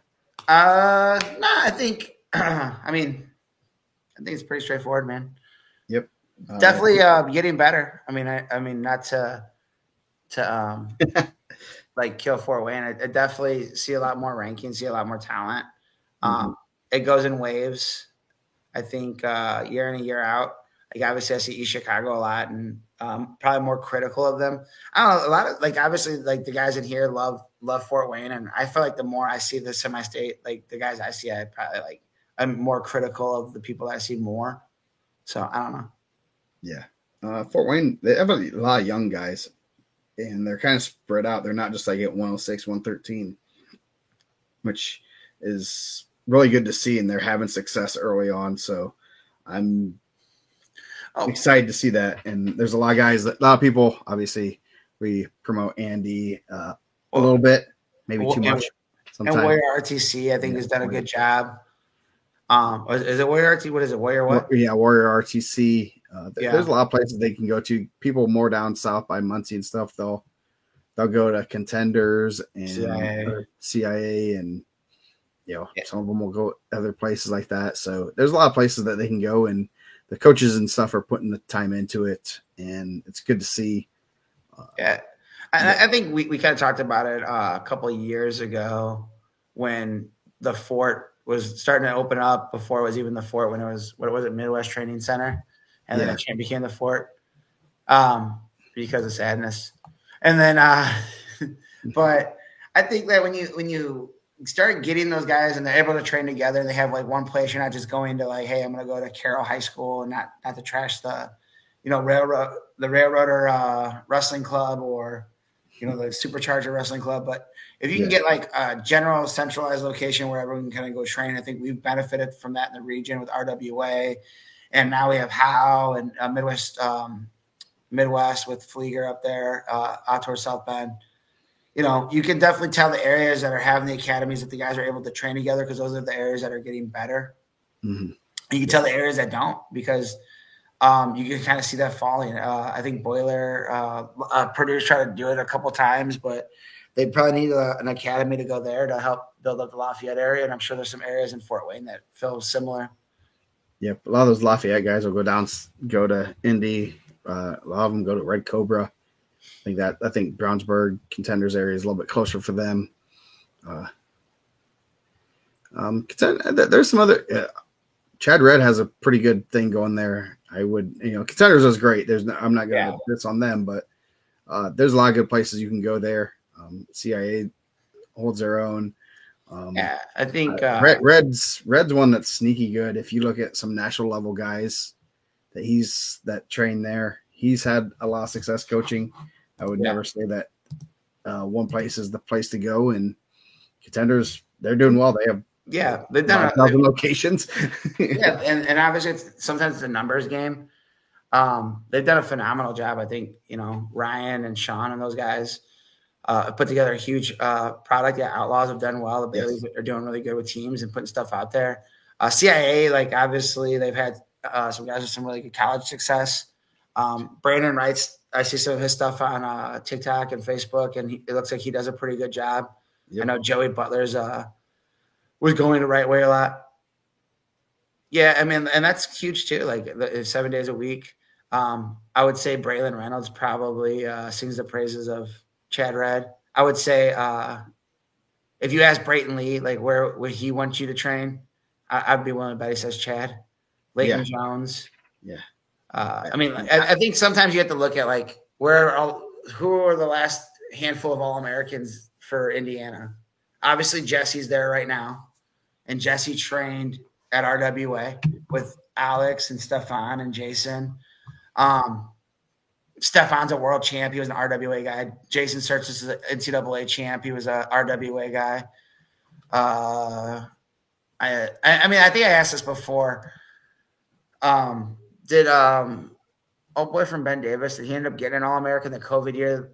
No, he did not. Okay.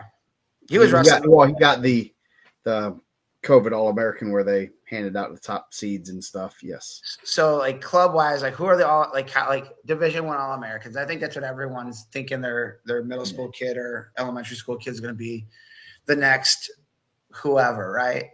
Nationally ranked. The next Jesse Mendez right now, right? And I don't know, and we kind of talked about in the pre-show. I don't know who the next Jesse Mendez is. I'm sure Carver probably feels that they're right there. But as a 7th and 8th grader, Jesse was winning IHPO, beating state champs at that point. Mm-hmm. Beat Jacob Moran. I mean, Carver is really good. He's going to be right in the mix next year to right in the mix wherever he's at. He's incredibly talented. And he's wrestled a lot of those guys already and has good results over them.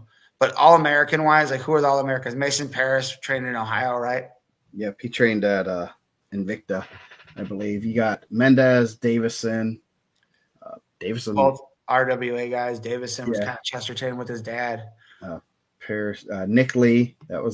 He trained Moran and Maurer Coughlin. Maurer Coughlin does a really good job too. If you're down south, I'd definitely go there. I want to say something about Outlaws. Outlaws is always sneaky good, and it's one that you don't really think about too much until you see them. You always kind of forget them because they're not. I think they have kind of a private, more Facebook group. They're not out there promoting and stuff, but man, You got invited to Elite Eight duels, which is pretty impressive. Yes. So Drew Hildebrandt, Brayton Lee.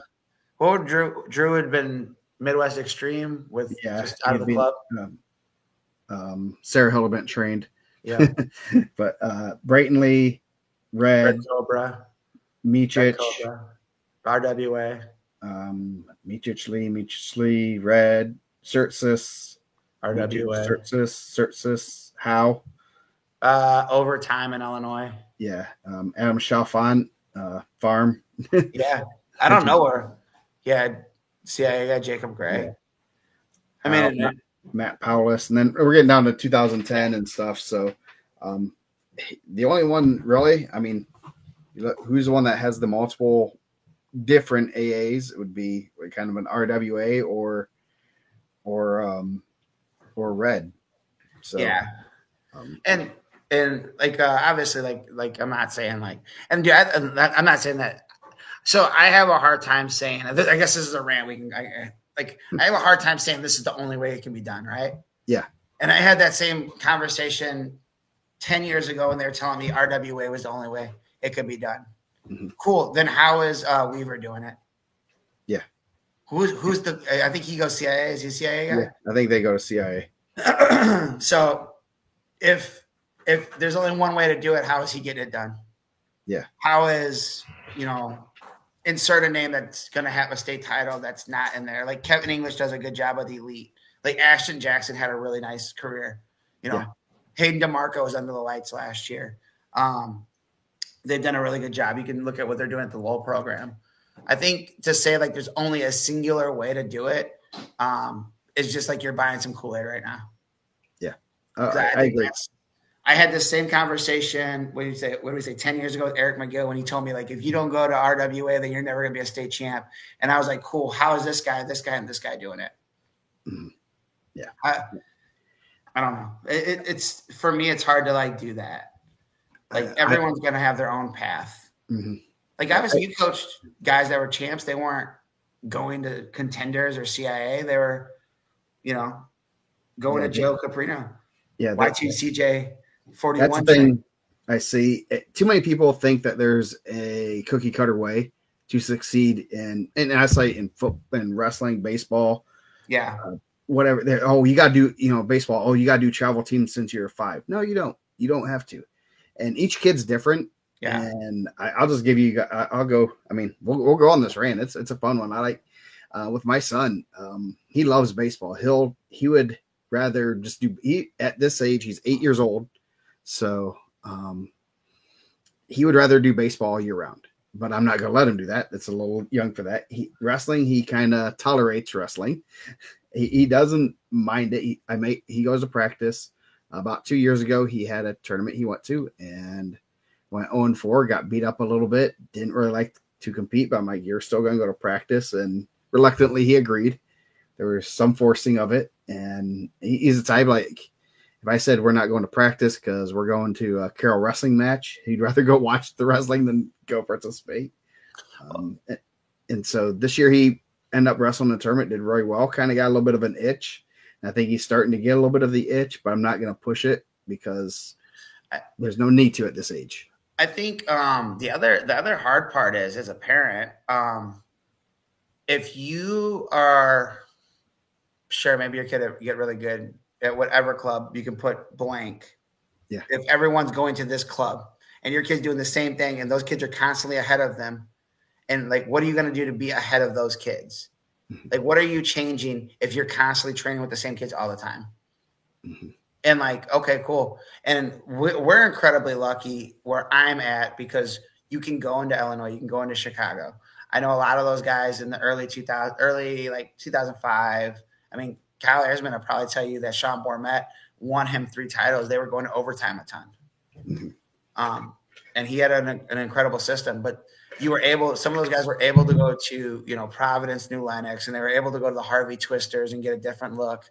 And they're able to go, to whatever club was there. CIA was here with Ed, So I think that like you have to like look at it and kind of like if you're like this is, and then you might also get kind of big brothered in there a little bit. You kind of see in the state finals from year to year, you're seeing guys that are in the same club and they wrestle phenomenal against a lot of people, and they get to guys that they wrestle in the room every day, and then they shut down.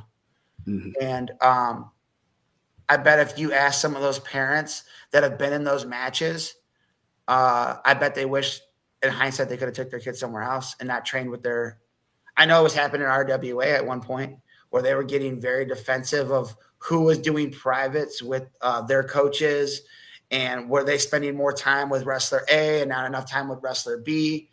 Are some of these practices geared towards wrestlers A's problems and not towards wrestler B's problems? Mm-hmm. So I think that like there's a bigger picture of I think academies are good.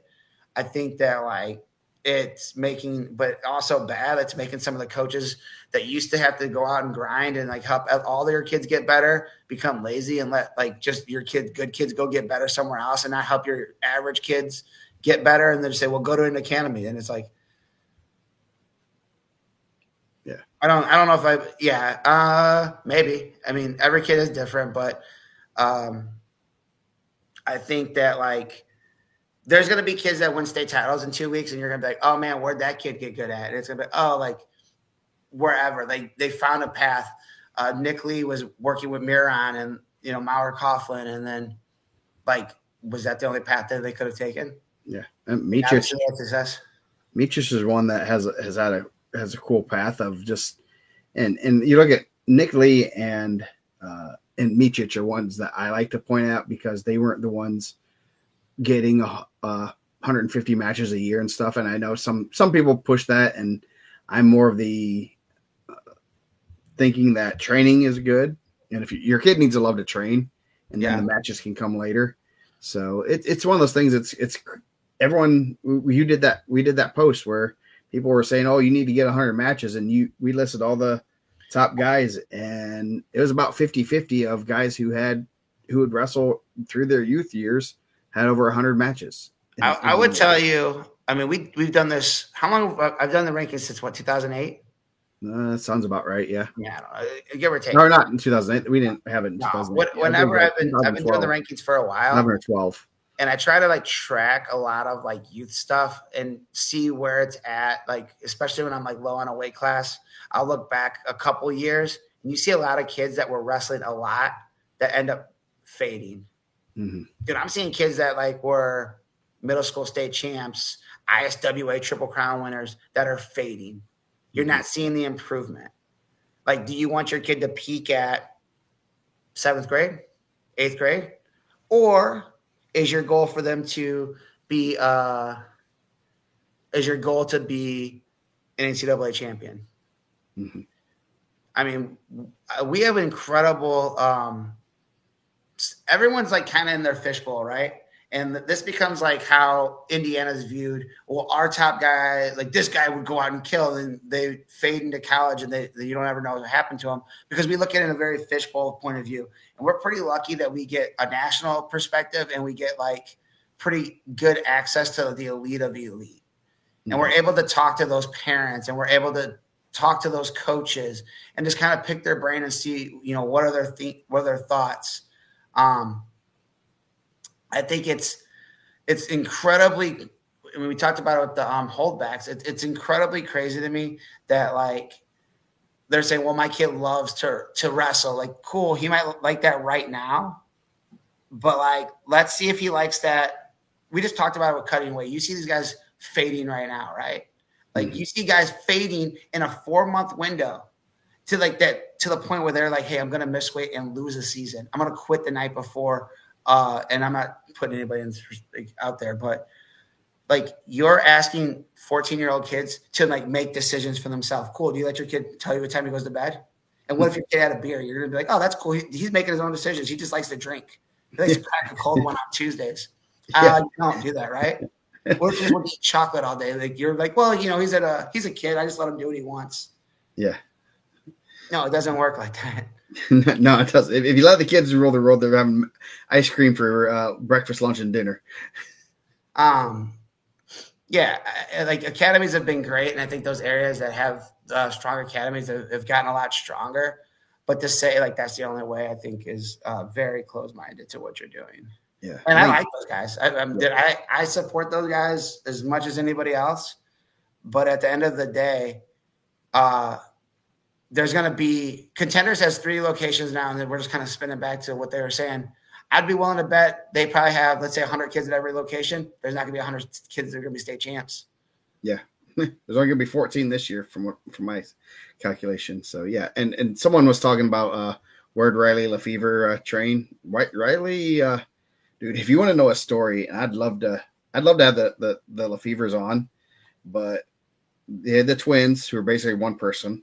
And then you had Riley, and I'll give you a quick synopsis on their careers and their paths to success. The twins, they love to wrestle.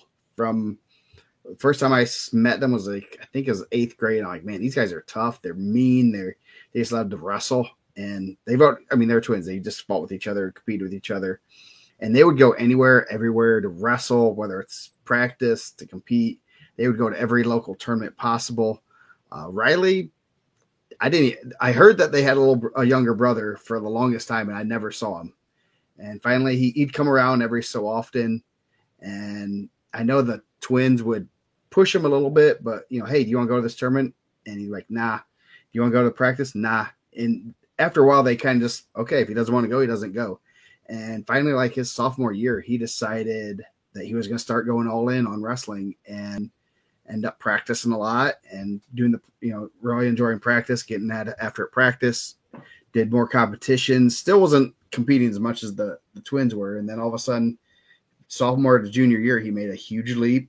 Junior to senior year, made a huge leap. And then after in college, he made a really big leap and ended up wrestling at Penn State for 3 or 4 years, training with some good guys there, some decent wrestlers at Penn State, and got paid to wrestle at Penn State for 4 years. And I guess success is relative to whatever you want. Who do you think is the best wrestler in NCAA right now, pound for pound? Gable. And where did Gable grow up at? Maryville.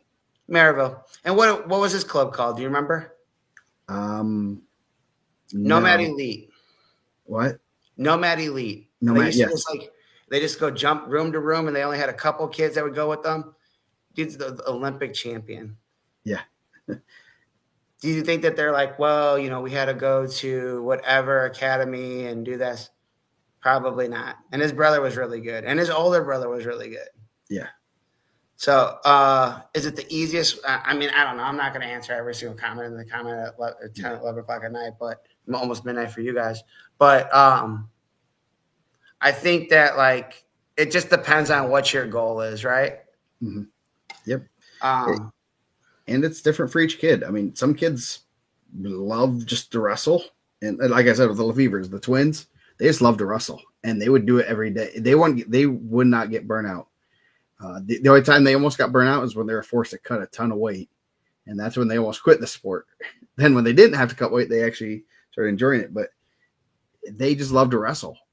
And they would do it. They would go to every local tournament possible. They'd go to every national tournament. Hey, you want to go to Fila Juniors or Fila Cadets? Yeah, sure. Let's go. Not even like you have to ask your parents. Now they'll allow us. That they would commit before. And so I'd have to text their parents like, hey, your kids want to go to this tournament. Like, okay. So it's one of those things that every kid's different. And I don't think I hate when people say this is the only way you can have success, because it's not. Yeah. And I don't care whether it's saying, oh, you got to wrestle 150 matches a year, or it's you have to go to this club, or you have to do this or that. There's a lot of kids that, dude, the Weavers, dude, where did Weaver come from? I mean, I know his dad wrestled at Purdue and stuff, but he he was decent as a sophomore, state qualifier. Last year as a junior, really came on, and then all of a sudden now he's really, really good. It's like, this guy we weren't talking about 3 years ago. Mm-hmm. And so that's one of those things that you don't have to do what everyone else is doing, and to each their own. Their success is going to, everyone can take a different path to success. And I don't like pigeonholing yourself and saying you have to do this and that. And it frustrates me beyond belief that people think that there's only one way, and there's not. There's 101 ways, and each kid's different. I've coached enough kids, and some kids you can yell at and get on them really hard. The other ones you can't, or they'll clam up. Every kid's different, and if you don't modify that kind of training and stuff to them, you'll have kids that don't reach their potential. So, kids don't get burned out. Parents do. That's not true. Yeah. There's a lot of kids that are burnt out right now, and it's not because of their parents. Yeah. I can tell you 5 conversations that I had this week of guys that were done, kids that were done, and it wasn't because their parents were on them at all. It wasn't that at all. So you can go back 3 shows and watch why kids get burnt out of a sport when you're asking 15 to 18-year-old kids to not eat for weeks and not drink and still go to school and do well. And, some of those kids are spending 16-hour days. So you ask anyone to do 16-hour days. If I ask you to do 5 16-hour days, there's not a person in this chat that would do it for 3 months. Yeah, no. And if you tell me you are, then good for you, man. I love your grind. Yeah. I think I don't know. And then what's the goal off of that, right? Is your goal to be the best in Indiana? Is your goal to be an NCAA champ? Is your goal to be an Olympic champ? I would be willing to tell you that I know that Jesse wants to be a world champ. He wants to be an Olympic champ. Yeah. NCAA champs are great. I think he loves being the NCAA champ. I think that you're looking at a guy that wants to be a world champ. He's wanted to be a world champ since he was a kid. Mm-hmm. And he's been training for that. Yeah. I mean, Nick Lee wanted to be a world champ from day one. Stefan wanted to be. Stefan was going to Russia or something when he was a high school senior. Yeah. That guy wanted to be a world champ. He's a world champ. I don't think he even cared. He probably cares, but he didn't win it as a freshman. Everyone was on Nathan Boston, and he was the biggest club guy, and they were going to bring Joe Dubuque in, and they were the only way to do it was that way, right? It was the only way that the Bostons were doing it. And then Stefan did it a different way, and he ended up winning a couple titles, and he's the world champ, and he's giving back to the sport, which is really cool. Yeah. Yeah. Nick Lee, one-time state champ. One-time didn't even care. I don't want to say he didn't care, but it didn't matter to him winning another state title. He went and trained for a year. Yeah. Did get I don't know if I think he wrestled a little, maybe did Who's Number One, maybe did a couple other little things. Maybe that whole year he might have gotten 10 competition matches, and look, 2-time state champ or national champ at Penn State and world team member. Got a couple rings. Yeah. Yeah. Like I said, your success is relative to what you want. And I think there's a lot of ways to get there. I would, and those guys are all pretty good guys, right? I think those are all good dudes. They're not jerks. If you see one of those guys out there, just go ask them what their thoughts are. Yeah. Stefan will tell you. Brayton will tell you. I mean, Brayton was at Team State. You can go up and ask him, what does he think? Yep. Yeah. And I'm sure you could talk to those guys and what would you do differently? Would you do something differently with your kids, or would you do the same? Some might say the same, some might say differently. And, it's also, as I said, even with my son, you got to play it by ear. You got to okay, maybe competitions right now aren't for him, but hey, let's get him to practices. I was talking to Snyder, and I was talking about my son. He's like, oh yeah, he's really into baseball and stuff. Oh, my son never really did much wrestling. He's like, is he wrestling? I go, yeah, he goes to practice. He's like, that's better. My son was at that age. He's like, I wish I had got my son just to go to practice. I don't care about the competitions, and that kind of stuff is always crazy. But same time, it's just, you got to feel for what your kid is doing at this time, at whatever age they're at. And sometimes you got to push, sometimes you got to just let them kind of make a little bit more of the decisions, but you're kind of still driving. They can help steer, but you're still driving. So I think one of the more interesting things I remember talking to Hector, and I was like, what did you think? He's like, I never wrestled. I don't care. I gave them to guys that knew what they were doing, and I was never the parent that was messing them up. I was there to support them. We'd drive to meets. I'd tell them, hey, there's going to be an interview at the end of this tournament. You should work on your interview. Let's work on your interview. And he Dude, he was as active on the side as anybody, right? Yeah. Yes. He was as active in the show. I don't remember him telling anyone like what they should be doing. He was as big a RWA guy as probably anyone in the state. I don't remember him ever like saying, "Oh man, dude, we talk to Jesse all the time." I still talk to Jesse. Like, you remember Jesse? Like, you need to go to RWA. Only way to go. Yeah, he's home, like wrestling with Jason and Sergio Lemley, who was a Division I guy who beat Real Woods last year. None of those guys are like, this is the only way to do it. Mm-hmm. Even the RWA guys are like, yeah, man, Andrew Howe's really good. If you can get something from Andrew Howe, you should probably go there too. Yeah. You got NCAA champs like teaching guys how to wrestle, which is pretty cool. Yeah. So it's, I guess the moral of the story is there's no cookie cutter way. And that's for anything in life. and if you think it is, then this, not to like talk trash, and anyone can take it any way they want. Yes. 15 years ago, everyone was CIA. Yep. You've seen orange and blue everywhere. Yeah. Everyone was CIA. And we were talking about it now. I don't know if I'm not sure what the CIA goes, but it's not as prevalent as it was. Yeah. And probably 20 years ago, everyone was the Michiana Wrestling Club with yes. Tom Daly. Striker. And they were putting all the guys in D1. Yeah. Yeah. Who's in the Michiana Wrestling Club now? Yep. Oh yeah, that was a tough club. Or was it Striker? Striker had some kids that were always pretty good. I think they kind of had a small private type thing, but man, you saw those Striker shirts, you're like, oh crap, we're in trouble. But yeah. It goes in waves. And right now, Contenders is really good. But they're awesome, dude. And they have awesome guys. Those guys are awesome people, man. I really like those guys. Yep. I would not hesitate to send my kid to them. I would not hesitate to send my kid to Red. Red's once you in on Red, dude, that dude would lay down his life for you. I'll say that much. And he will support you, and he'll do what he needs to do to help you out. So I mean, there's a lot of good people there, and I mean, there's a lot of places I'd send my kid. So yeah, and even like here, like we're right here next to Chicago. Harvey Twisters were the best. They had world champs, Olympic champions, guys that were constantly in the Olympics, Greco, and then it was all of a sudden it was Oak Park River Forest. It was Izzy trained. Mm-hmm. Now it's none of those, right? Yeah, but like, to pivot to that, like if someone asked me in the Indy area, like where they should take their kid, and my buddy did, I said, take them to Contenders. Yeah. Here's Sean's number, reach out. Maybe you can get some private lessons. So, yeah.